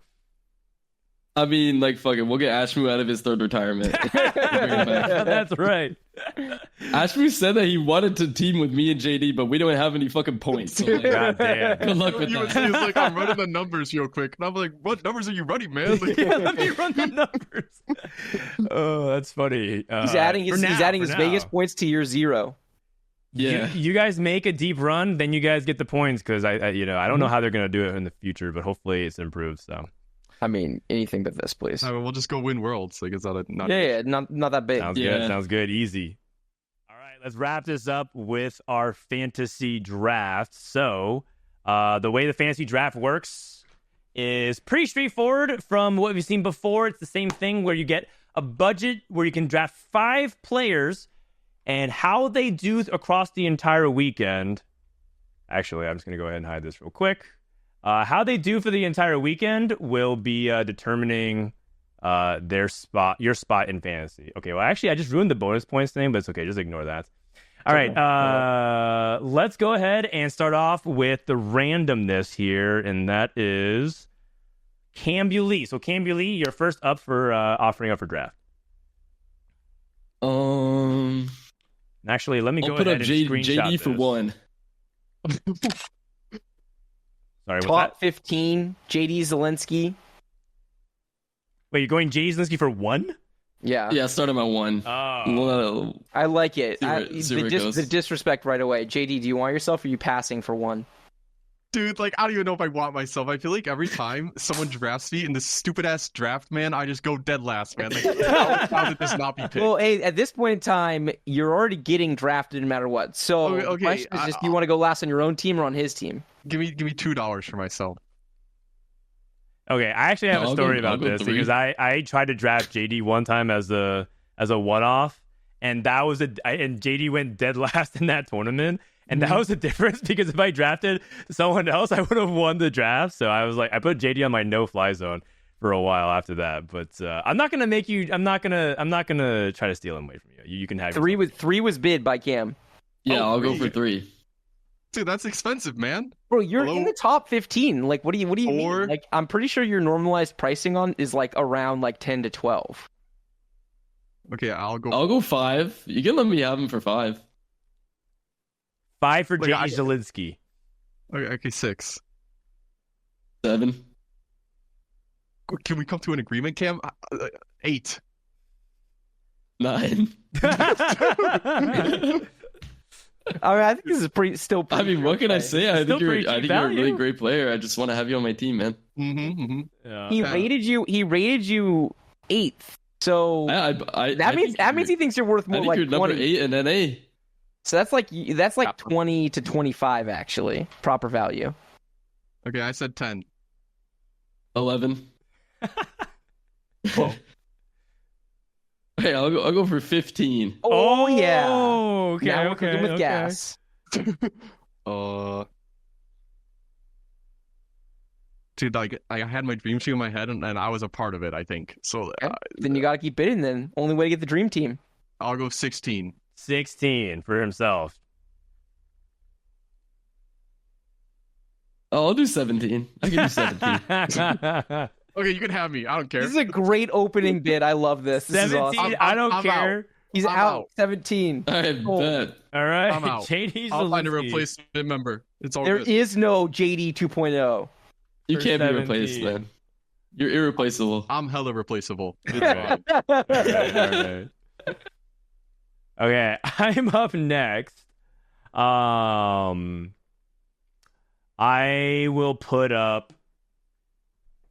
Dude, you got to put up Cam. It's just too Should I good. put up Cam. All right, I'll put up Cam for $1 and see where this goes then. Oh, is Cam not going to bid on Cam it? not gonna bid? I'll go 2 for myself. I get it. I can go 3. This is good. I want you guys to JD figure gets- it out yourselves. 'cause JD I gets feel like, Cam, yeah. and Cam gets JD is a really good early draft dynamic, I think.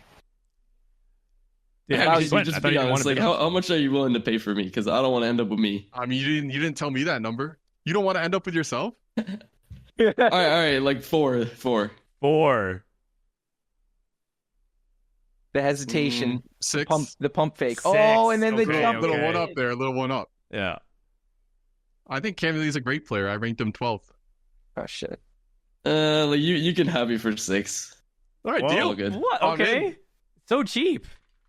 I don't want to drive my price too high, or else then like I'll start getting an ego. Oh, I see. You don't want to seg yourself out because of the fantasy values. I see. I just got the number Yeah, one I pick got- in the draft for $6. $6. Wow. Number The one number draft. one pick. Holy. All right, Bryce, you're up next. Oh man, how do we keep this going? I'll do Phillip for $1. Oh, that's interesting. $2 for Phillip. I'll go $2 for Phillip. Be $5. 10. $10. Whoa. Okay. Man, is he worth 2 Cambulees? All right, I'll go. He's worth at least 6 Cambulee, so this is gonna get really expensive. Yeah. Huh, this is really interesting. 11. 11 for Phillip. First player everybody bid on. That is true. Me and Cam are 12. good enough. It's fine. Okay, 12. 12 for Phillip.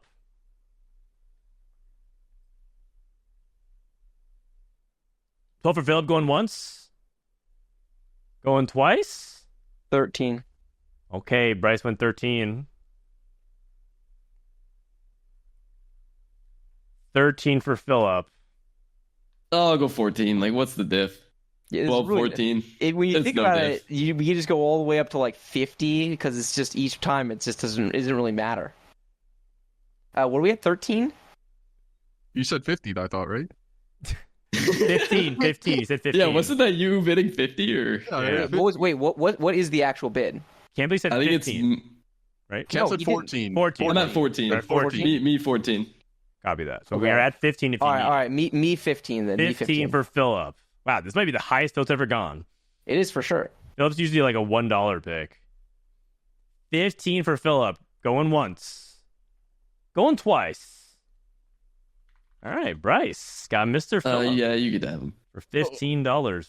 Honestly, like six players. JD I got minus 5 more 2. players. Value. All right. JD, you're up next. Oh, no, Bryce is up next. Cams. Bryce is up next? No, JD's up. JD's next. Yeah, 2.5 cams. Give me replay for 20. 21. 22. 25. Oh yeah, everybody's getting on this shit. You know, this really 26. having you guys here really fucks up my draft mojo. Every draft I get replay for cheap. It's very nice. I looked at the last draft and he went for 1. Well, that was a. I'm like, Oh no, that's because he was left fake. over. So But like, It's fake, but yeah. but still, you know, part of the draft strategy was around getting him there. Can't let that happen. Sorry, what are we on? I've been one Yeah. above whatever the number is right now. I don't. You're at 26, I think. Okay, 26, great. Well, I'll go 30. 31, 32. 33. When is Cam just a much bigger number here? Because I'm pretty sure Cam's number for you replay. can't talk all that up of the replay. I and then mean, not we bid know higher. he just doesn't want to get too high too early, but Cam's going to wind up spending 50 on this man. It is known. You might as well just bid it now. Like, I'll go 40. There you go. Okay, here we go. 40 for replay. 41. 42. I mean, Cam, 43. you might as well just bid the 50, Cam. This is just going to short circuit. What are we on? 43? Yeah, I mean, 44. I'll go 49. There it is. There He's it trying to is. save $1. 49 for replay. Anybody want for 50? Going Honestly, once? I respect the 49 bid. Good bid. Going twice. Sold to Cambulee. Okay, Cam, what was your number? How high could we have gotten you? Dude, I didn't even have a number in my head. Like, I was just going to feel the vibes. Honestly, I probably would have paid 60 for him. I'm not going to lie. I believe it, yeah. All right. I do think that his qualifier points, he's in a spot where he kind of needs to do, like, Yeah, decent. he's a so, really good scorer. So I don't he's know. probably going to do well. yeah. He's kind of a beast. I don't actually know how well he needs to do. Like, maybe day 2 or day He's at 3. 136. Mm-hmm. He's like So, 10 behind me, I think, somewhere around that. Okay. wow. Way to flex. Oh, yeah, sorry. I was just like in a reference league, that's why, sorry. Hey, Cam, this is when you say, then JD is 3 behind me. Yeah, exactly. Yeah. Yeah, I mean, he is. All right, Cam, you're next up to offer. Or to bid, rather. Like, I'll just throw dish soap up and start him at 30. 40.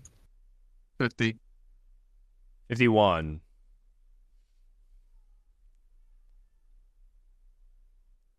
52. Can we break the bank? Started sounding that count. He started that count a lot quicker. 53, 53. Yeah, he does that. He's trying to get dish He soap definitely real- knows that. He's like I'm the leading going on game. here? 1, 2, 3, we're done. He's like, oh, I just spent 2 seconds. No one said anything. 53. 54. 60. Oh. Oh, nice. Whoa.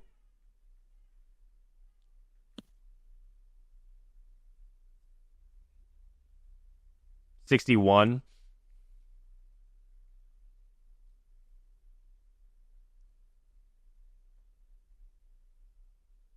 62.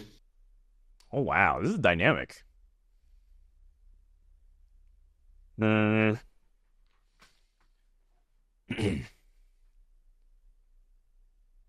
63.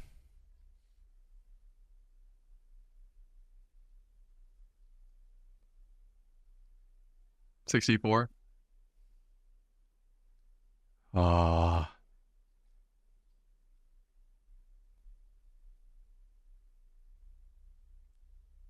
64. I just said 64.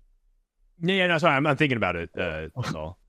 Try to steal my number. Jeez, like you can't steal No, it. I'm thinking for it. Fotis Here, gonna here, read this. JD, I bid 65. Now it's not yours anymore. Okay. Fuck okay. 66. 66. I'll take it back. 67. Oh, is he done? 67. That I think I'm out. 68. Oh, you got to bid to 69. Oh, that's true. That's true. 69. 69. 69 on dish soap. 70. Woo! JD really believes in dish soap. I'm out. 70 going once. 71. 71 for dish soap.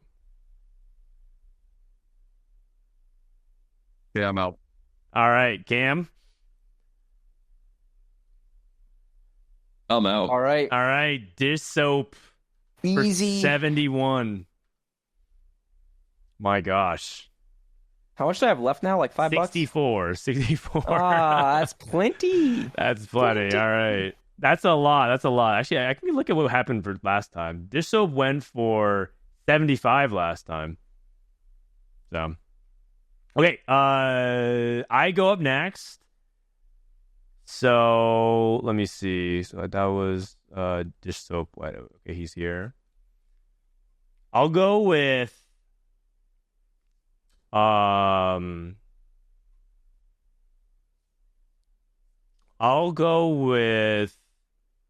milk for 20.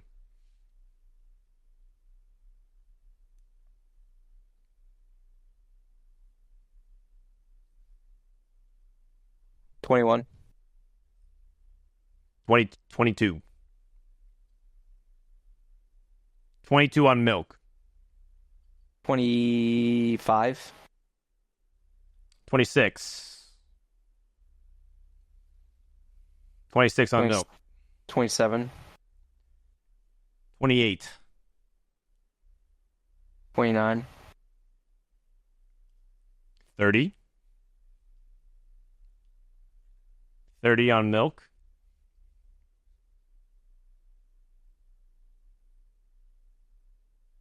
32.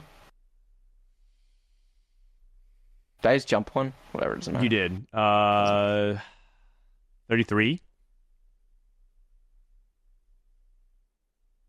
34.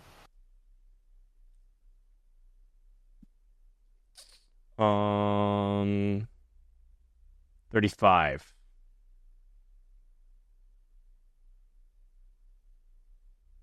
35 on Mr. Milk.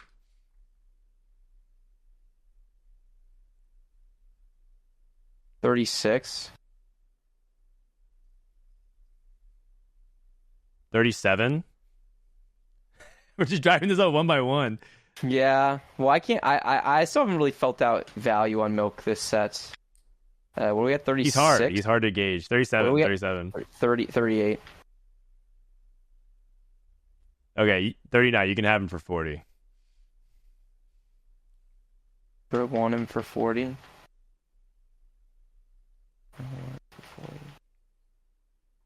You guys don't want in JD and Cam? You guys are out? If I do that, I can't. That's all you. All right. If I do, I got all the players I need. I have that. Not bad. It's a little bit of space for getting one of those. He's got guys. the one Cam. He's got the ace. I could bid up one of those. JD has the best draft so far. He'll just let us pick everything, and he'll pick last. Okay, I'll take milk for 40. Okay. Bryce wants milk for 40. All right.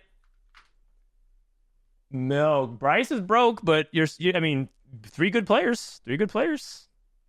Very happy with Strasser. How do you feel about Milk's strategy, Bryce? Because I feel like, from what I observed on I think the line is very strong, and I agree with all the. I feel like you're really first or eighth on this, but yeah, the line's really strong for sure. But okay. Yeah. I mean, look, I just think Milk, having played the opening weekend, Milk looking good all set. I think he's just continuing to scale as a player. I think he's a tier 1 player. J-Soap says, not gonna lie, Bryce is kind of easy to read looking from the outside. Okay, Soap. He wants in on the draft. He wins in on the draft. I have no idea how Disoap has done in our fantasy draft. Do you remember, Dan? Whatever. All right. Maybe I'm easy to read, but I'm on like a four winning streak or whatever. So. All right, 3, but yeah, sure. Okay, Bryce. Hey, 4, I'm counting this one. Oh, I see. Bryce, you're up next. You I'm to put someone up. I will put up. I'll put up. I'll put up Robin for $1. Man, last time I bid on Robin, he was the reason I lost. If I bid on anyone but Robin, I was actually in a really good spot to win the draft. Oh, that's actually rough. $2 for Robin.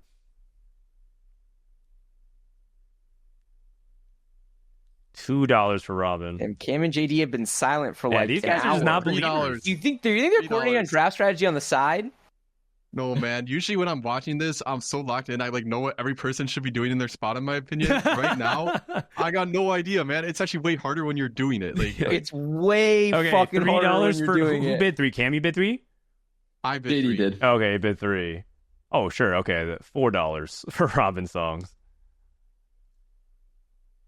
I'll go 5. I'll do it. Okay. I'll do it. I'll do 6. 7. 8. 9. And not $1 more. 10. Oh, he just called me out like that. All right. Okay. Should I start the countdown now? Hey, it's my 11. job. The okay. hubris on this guy. 11. He's worth his age. We don't have that budget. 11 for Robin. Okay. 12. 13. 13 for Robin. 14. 15 for Robin songs.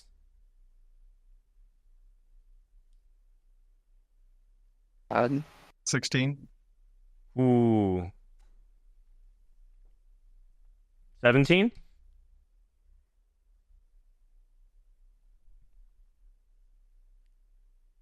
18. Oh, higher than JD. Okay. Oh, shit. All right. 19. I'm out. You're out. Robin for 19, going once. Going 20. Twice. Did you bid, Bryce? 20? I mean, you're basically all in at that point.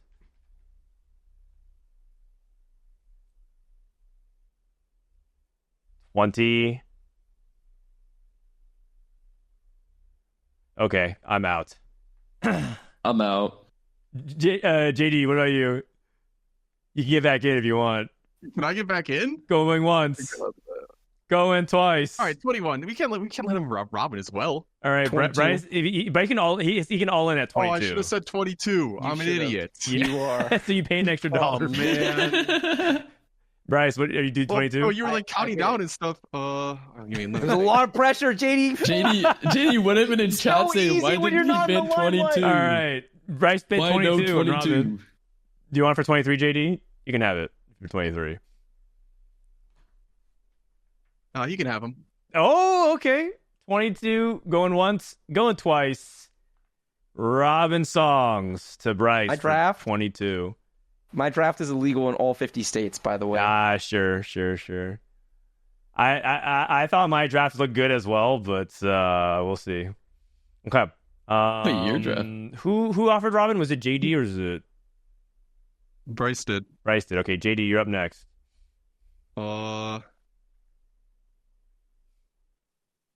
Michael for 20. I bid $1. Yeah, 21 for Michael. 21 for Michael. 22. 23.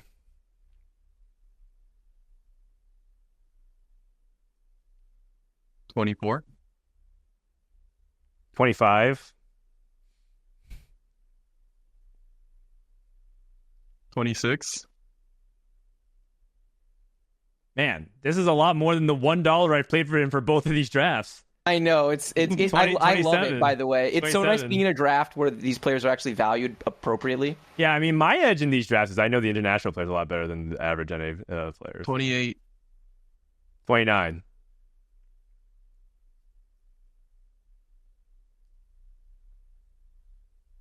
$29 on Michael. 30. 31. I mean, he's worth 5 cams. 5K at least. A little bit more. He might be. He's kind of good. 32. I already got 1 Cambulee. I got to add 5 more. 33 Yeah, for Dan, Michael. help him add 6 more. It makes his team even better when you think about it, JD. Yeah, exactly. 33. 33. Yep.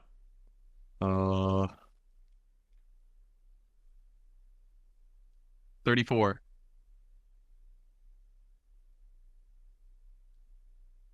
34. 35.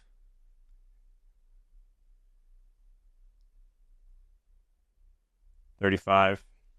36. Ooh. 38. I'm gonna skip one. 40. Oh. Oh my God. 40 for a LATAM player. Love it. Oh man. 40. Okay. I'm out at 40. Cam, you want him? 40 going once? I'm out. Going twice? I'm out. All right. Michael for 40. We have a new record for LATAM player. Michael I at that love 40. That's a steal. He's really good. He's really good. I mean, you guys know I value Michael pretty highly. I've drafted him a lot as one of my core tenants for the past couple. Okay, Cam, you're up next. I'll put a VCLF starting at 20. I bid $1. 20, 22, 23. 24, 30. 30, 31, 32. 33, 34. 35. Yeah, the number one player in Brazil, man. I'm not gonna let you have him for cheap. I'll go 37 and no more. Oh, Promise? Do you take his Do word you for it? Do promise? you believe him, Dan? 38. 39. I knew it. You're full of it, Cambulee. It was worth a shot. I'll go 40 on VCLF. Dude, imagine coming on the show for the first time and just lying right to our fucking faces. Man, that's just the kind of guy I am, you know? I'll go 41. Oh. Can't have replay and VCL. 42. 43. Oh.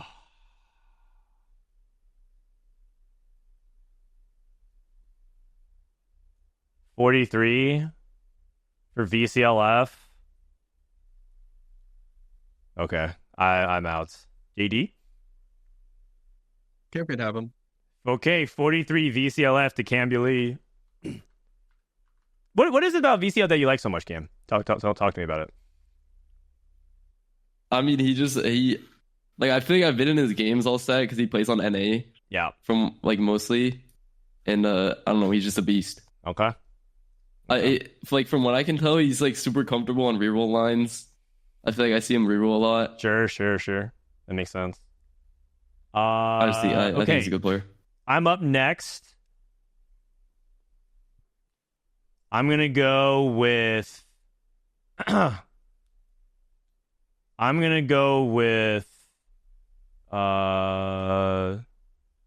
Man, this is actually a really interesting spot.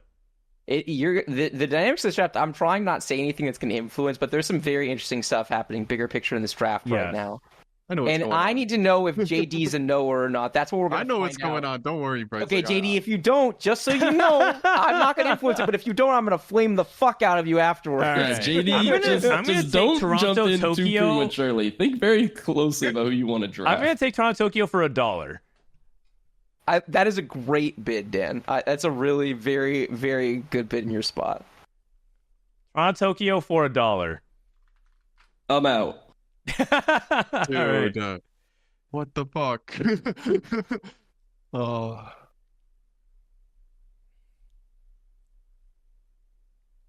Toronto Tokyo for $1. can I have a second? Yeah, but only 3 more. Toronto Tokyo going once, Oh, going twice. Sold to me for $1. Wow. Toronto dude. Tokyo TFT. The legend, the Dota 2 legend. That's a really good bid, Dan. I like that a lot in that spot. it is a good bid. It's a very That's good like, bid. like That's a roster. Let's That's go, a veteran move. So baby. Dan, Woo. I will say that's an evolution to your fantasy game. You did not make that bid 6 months ago. Absolutely. I just saw the spot. All right, Bryce, you're up next. I bid $1 on Slooper.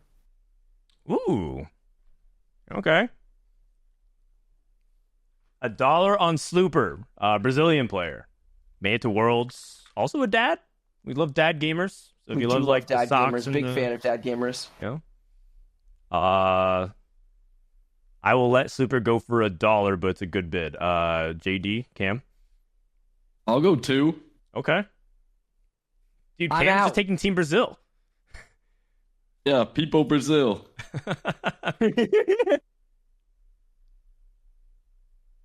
JD. I'm out. All right. Slooper for $2. Going once, going twice. Congratulations, Cambulee. You got Slooper for $2. JD, you're up next. Mm. Give me Setsuko 4. for 20. 35. 38. Yeah, you got. I was Yeah, gonna say it's 40. downright disrespectful to knock into 38 bid here, Cam. You got to do it. 40. Ah, Cam, I thought you were gonna get him. Yeah, 40. It's close. Someone just take this to a number that's like more. You got like let's short 50. this a little bit. There you go. 55. 56.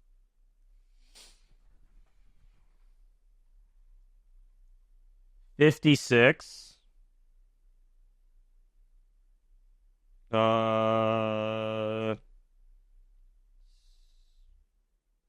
57.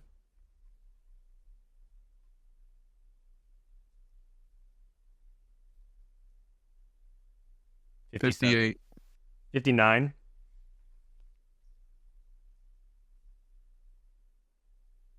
60. 61.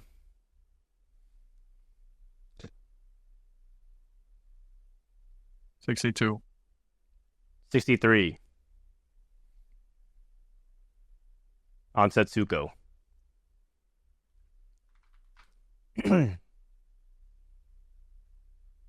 63 on Setsuko.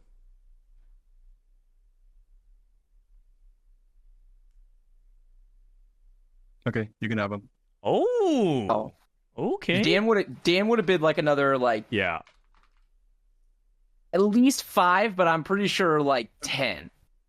Yeah, probably. Because look at his budget, JT. You can look at his Yeah, I budget. know. I see. You Yeah, have to yeah, tax yeah, him yeah. there. All And right, it's let's so go. low risk to you. All right. Cam, you up next. You bid up to 38. JD, I'm just saying, chat JD bids up there for sure. Yes, I know. It's so hard, but I'm like, I gotta think about like everyone's spot. You know. Yep. All right, I'll throw up a Wasian for 38. 39. 39. 40. Sorry, 40. 40. 41. 42. 42. 43. 44. 45. 46. They're actually gonna go. They're okay. 47. 50. Okay, 55. Let's There you go. Thank God. Yeah. Try not Me to and Bryce are but just come on, like we waiting know you're one doing. by one. Yeah. 56. 57. 58. 59.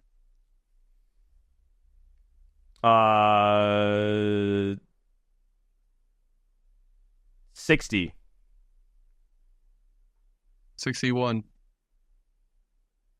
62. 63.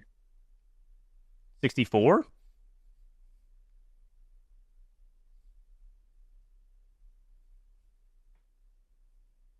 Put just ease out, JD. You get to pick whoever you want. You get to pick the dream team. Yeah, but then you have Setsuko and Weijin and Toronto Tokyo on your team. but then I'm broke. It's all good. 64. Yeah. Let's lock it in. 65. 66. 67. 68. I mean, you gotta go 69. Yeah, that's true. That's true. 70. Oh, fuck, man. It's so fucking hard, man. Oh, 70 for Weijin Iverson. Does he let me have it? Going once. Going twice. I'm cooked, man. All right, here we go. Is that sold? It's sold. JD, there's no way. 70. There's no way Dan just got. There's just no way that he got Setsuko and Weijin in that spot. What are you econing for next draft, bro? Like what? There's more players. It's fine. Like, There's more players. JD, I wasted all my money buying you. I mean, You needed to buy them. Oh my God, JD, how does he get? Sorry. He can't get both. He can get one, but it's just unreasonable for him to get both in that spot. $80, man. Yeah, but that's why you have to bid up the Setsuko higher. You have to tax on Setsuko. It's fine. It's under control. All right. I'll go. So I'm up next. I'll go Bosso skills for $1. Ooh, that's a nice bid too. Oh God, man. Dan is cooking this draft. Dude. Bosso skills for $1. I literally can't even bid on him. This is so sad. Okay, $2. That's. I mean, $3. $3 for Bosso skills.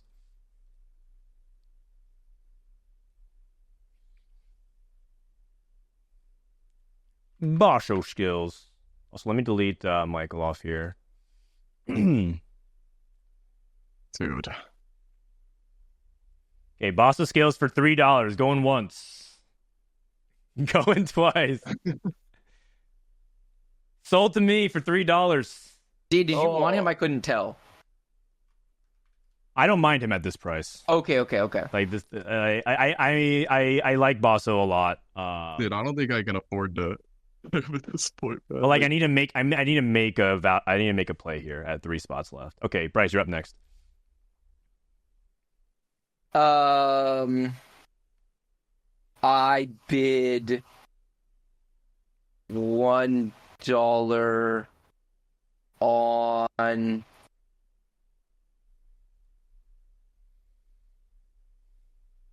Give me 1 second. Sorry, I should have had this. I should have already. I mean, it's an unusual draft spot for sure. It is for sure because there's definitely a possibility to sneak someone in here for sure. That's not bad. That's not a bad try to sneak. I think. Okay, I think I'm gonna bid $1 on Fritz. Okay. Fritz on the board for $1. Any takers? Cam? $2. JD? $2 from JD. Cam?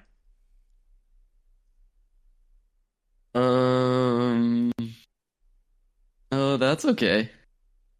Okay. I'm out as well. $2 for Fritz. No, I think that's fine. I'm okay with that. Yeah, that is totally fine. He was rank 1 in LATAM going into Cup number 1. And kind of a newer player of LATAM. Actually, Cottontail joining my coach streams and break down the story. He's a really good kid. Really good kid. Kind of a newer, fresh blood to the scene. It's good.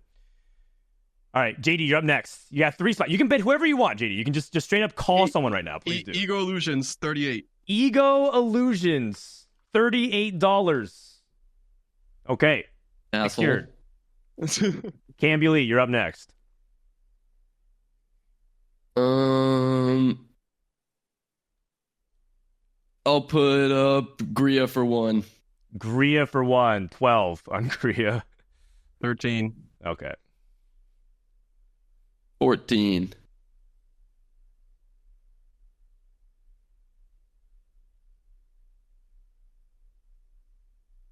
15. 15 on Gria. 16.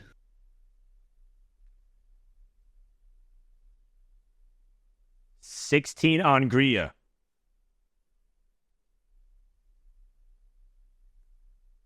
Going once. Going twice. Gria goes for $16 to Cambulee. Dirt cheap. That is really cheap. That is really cheap. I'm up next.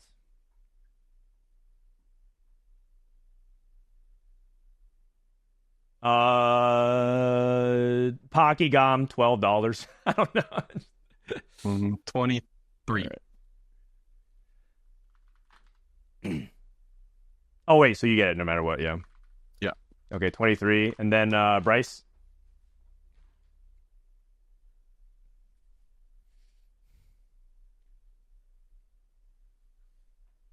Bryce Blum. I bid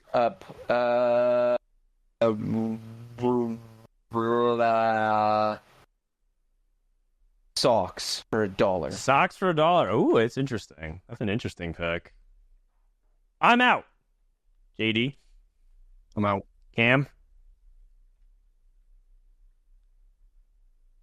I'm out. Okay, socks for $1. My God. I mean, you know as well. That's a risky pick, but I mean, he's looked good all set. oh, sure, but it's a different meta. It's a different meta completely. I don't think this meta necessarily sees socks as well. But maybe I'm wrong on that front. My turn. JD, you're up next. Yeah, Babzera, 41. Shit. Okay. Babzera, 41. All right, fine. You can have him. What do you mean he could have him? He folds in. All right, Cam, what do you want? You get to bid whoever you want. Yeah, I'll take Relic for 23. Relic for 23. Oh, wow. You guys are like really taking the international approach. I'm sorry, Groxy. It couldn't happen. Yeah. Okay, so I'm up next. I get to take whoever I want. Oh man, I did not expect to have this on the board, so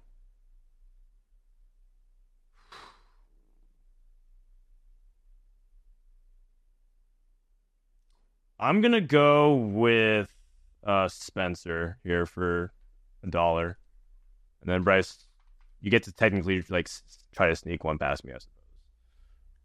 So now, that's Spencer. Yeah. Oh man. I mean, I can't sneak that past you. You lost to Wait, you lied to Groxy? Oh. Dude, I told him to draft him, but it didn't work out. Like I couldn't. Like I messed everything up. I see. You should have drafted Groxy for 41. Yeah. I think I want that. Yeah, sorry, Groxy. I should have drafted you for 41. I mean, I want that, but I can't. I literally can't draft. I can't. So I have to pick someone that Dan will outbid me for. That's the task.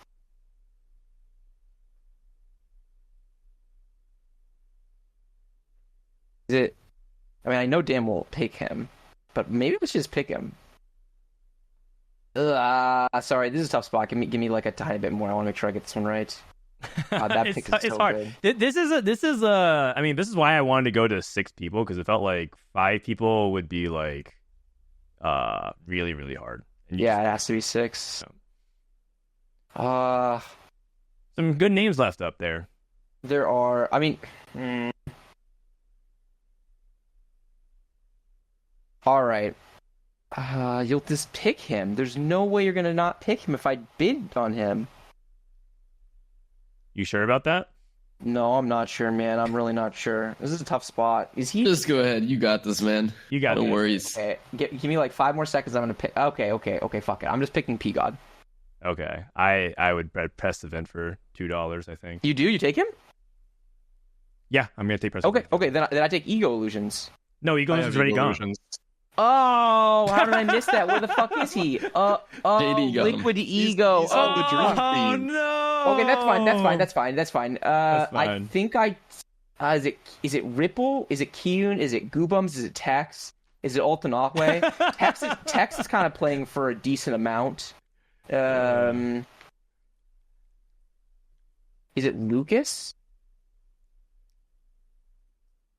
I mean, Ripple's just so fucking. Ripple's playing for the top 4 in the regionals. Yeah, that's the problem. He Has to swing for the fences, but I actually, I mean, he could fucking do it, man. He could for sure do it. God, maybe is it Hasitoma? Tex? Is it just Asa, man? Is it just Asa? Or is it Ripple? Asa, are you good right now? There are 3 players I would have bid on. Is it Asa? Wait. I see why you thought Eagle Illusions on the board, because I didn't cross them off. My bad. But,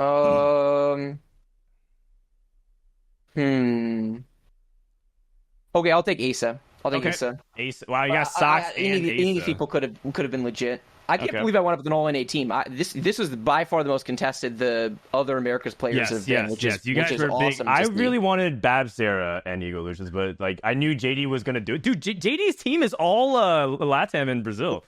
Cam and Pocky. Yeah, I know. It's wild. Okay, but before we do that, we also have some bonus questions, because this will ultimately determine, if you guys remember, extra kicker points so that you can stay in it. First question, we're going to go down the line. How many Brazilian players make it to the final lobby? We'll start off with Bryce.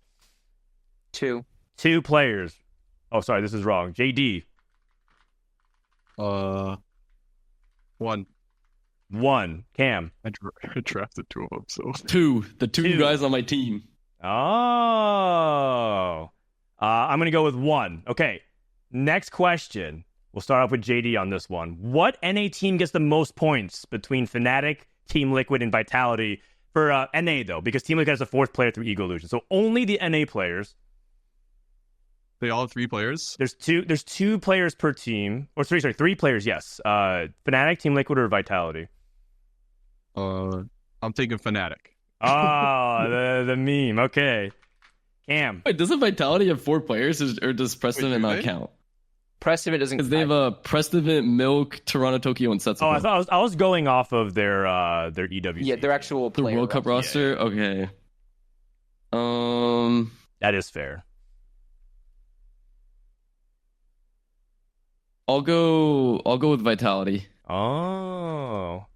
I'm going to take Fnatic here. I'll take Bryce as well. Yeah. Fnatic? Yep. Okay. All right. Sorry. Okay. Question number 3. And Cam, you're going to go first here. Does a LATAM player win any day of competition? They end first either in day 1, day 2, or day 3. And just for record, it hasn't happened yet. I mean, there's 3 days. Like, I'll just go with yes. Okay, he goes with yes. I'm going to go with no, just because history favors that. Bryce? I'm saying no. JD? Yes. Oh, man. These guys are the LATAM and VR believers. I love that. I think it's great. I love that. Okay, and the final question. Will anyone score a Goobums on day 3, a.k.a. single digits in 5 games? I guess I go first. I'm going to go with no. I don't think anyone's going to get a score of Goobums. Bryce? No, I guess. I actually have no idea what the norm is here. I'll say no. JD? No. All right, and Cam. I mean, like, I'll just go the way to make yes. up points on us. I don't actually know what the norm is either, but I feel like somebody always It definitely just checks happens. out. It definitely and once you're at 4 games, fuck it, right? I mean, Yeah. I like that Gubens didn't get drafted and he catches strays in the bonus points. This is the roughest draft we've ever seen for a player in the history of the show. All right, Cam, wrap us up. Yes or no? Yes. All right, I like it because you want to gain edge in the bonus points. Mm-hmm. All Yeah, right, fuck and it. there you have it. That is fantasy in a nutshell. How do we feel about it? Man, that was crazy. That was a wild draft. I did not expect it to go that way. You guys have a lot of international respect, which is fantastic to see. I want to draft more Latin and Brazilian players. Also, I was thinking about Altanahue. I think he's a player worth thinking about. There's too many good players that don't get drafted. Tex is really good in these metas. I think Tex Summers is really good in these metas as well. Yeah, for sure. So I want Tex. No one drafted Ramblin', no one drafted Rain, no one drafted like Key, some of these more X Lucas factors. as well for going non-NA. That's the other player that was on my list. Sure. Yeah. I can't believe. I mean, I want to run this draft back, but JD doesn't fuck up that in spot and see what happens to these rosters. I'm looking at my team. This team is not. This is not what this is supposed to look like. You're supposed to get one of Wei Jin and fucking. They're gonna do better than the guys I have. Oh, I mean, you have some good players for odds. sure. You have some look, it's history. Fantasy. So odds. I thought I was going to be able to pick up. Win.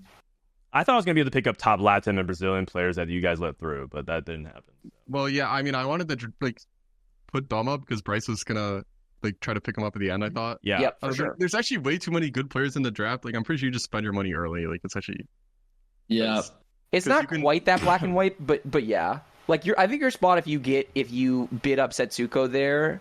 Yeah. I think is probably fine because I think you overspent on not all of them were going to go for those numbers. Yeah. I was just looking at the players I had left, and I wanted these.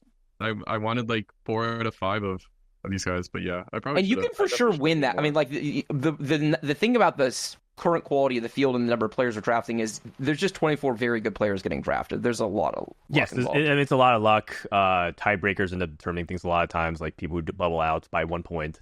So yeah, it's fun. I think you did great, JD. Especially if you're looking for Team Frodan. I think you did great. I won the poll for best drafted team for the first time in 2 sets. Usually people do not vote for me at all. So. Sorry, everyone. You should be sorry, JD. Okay, I mean, you said you saw the spot too. We said, yeah. I saw what was happening. I was, I was kind of okay with it. No, I think we all kind of recognized what was happening. We were wondering if it was going to actually play out. Wonderful episode. Thank you guys so much for spending time. I know it's late, but wish you guys the best of luck to Tactician's Cup number 3. You can catch JD and Cam. Are you guys going to be streaming your POVs throughout the weekend? Oh, I don't know. Yeah, I'll be streaming, just no mic, no cam. Okay. I'll think about it. I think I play worse than I stream. So sure, fair enough. And it's also a complete informal invitation. Anytime you guys want to join the co-stream for me over the weekend, I'll give you guys an invitation. It's just a server. You pop in, pop out, low commitment. So you guys are always open and welcome. Any final words? Cam, we'll start with you. Oh, it was super fun. I was really excited to come on with JD, and yeah, it was a good time. Thanks for having me. All right, jdzielinski. Any final words? This is so much fun. It's super cool like being on the show that you've seen almost all the episodes of, and PMD strong. PMD strong. Oh man, yeah, absolutely. Well said. I'm sure Chad's gonna respond to that. Bryce. I this podcast always puts a smile on my face. You guys were great guests. I had a blast with you guys, start to finish. It was super fun. I hope you both play really well this weekend. Not too well because you're not on either of my fantasy team, but play well. Maybe the other people on your team struggle. And yeah, our next episode is going to be 50th episode, chat. We've got some fun things cooking for that episode, so you're not going to want to miss that one. Regionals week is going to be here before you know it, and I cannot fucking wait. That's right. So the final announcement, the co-stream this weekend, me, Bryce, I'll be holding it down. Bryce will be joining throughout the weekend. Malala said he's going to join. Pressman said Soju's going to join. He said just throw him up there. He'll join anyways. Maybe. He probably will. Kurum said he's going to be down. Gangly, CLE, Robovan Kenobi, and more guests as we're trying to confirm them because I threw out a bunch of invitations And of course, if any of you guys are competing in chat, just let me know. Cam, JD, etc. And then, as Bryce mentioned, the other thing, the 50th special episode is going to be happening July 2nd, 2 p.m. Pacific. Basically, just we'll let you guys know close to the date. But it'll be a really good time. If you missed any part of this episode, check out things at our YouTube channel, youtube.com/@DTIYDK, or check us out, anchor.fm/DTIYDK. From Frodan, Bryce, JD, and Cam, this has been Don't Talk If You Don't Know. See you next time for more TFT action.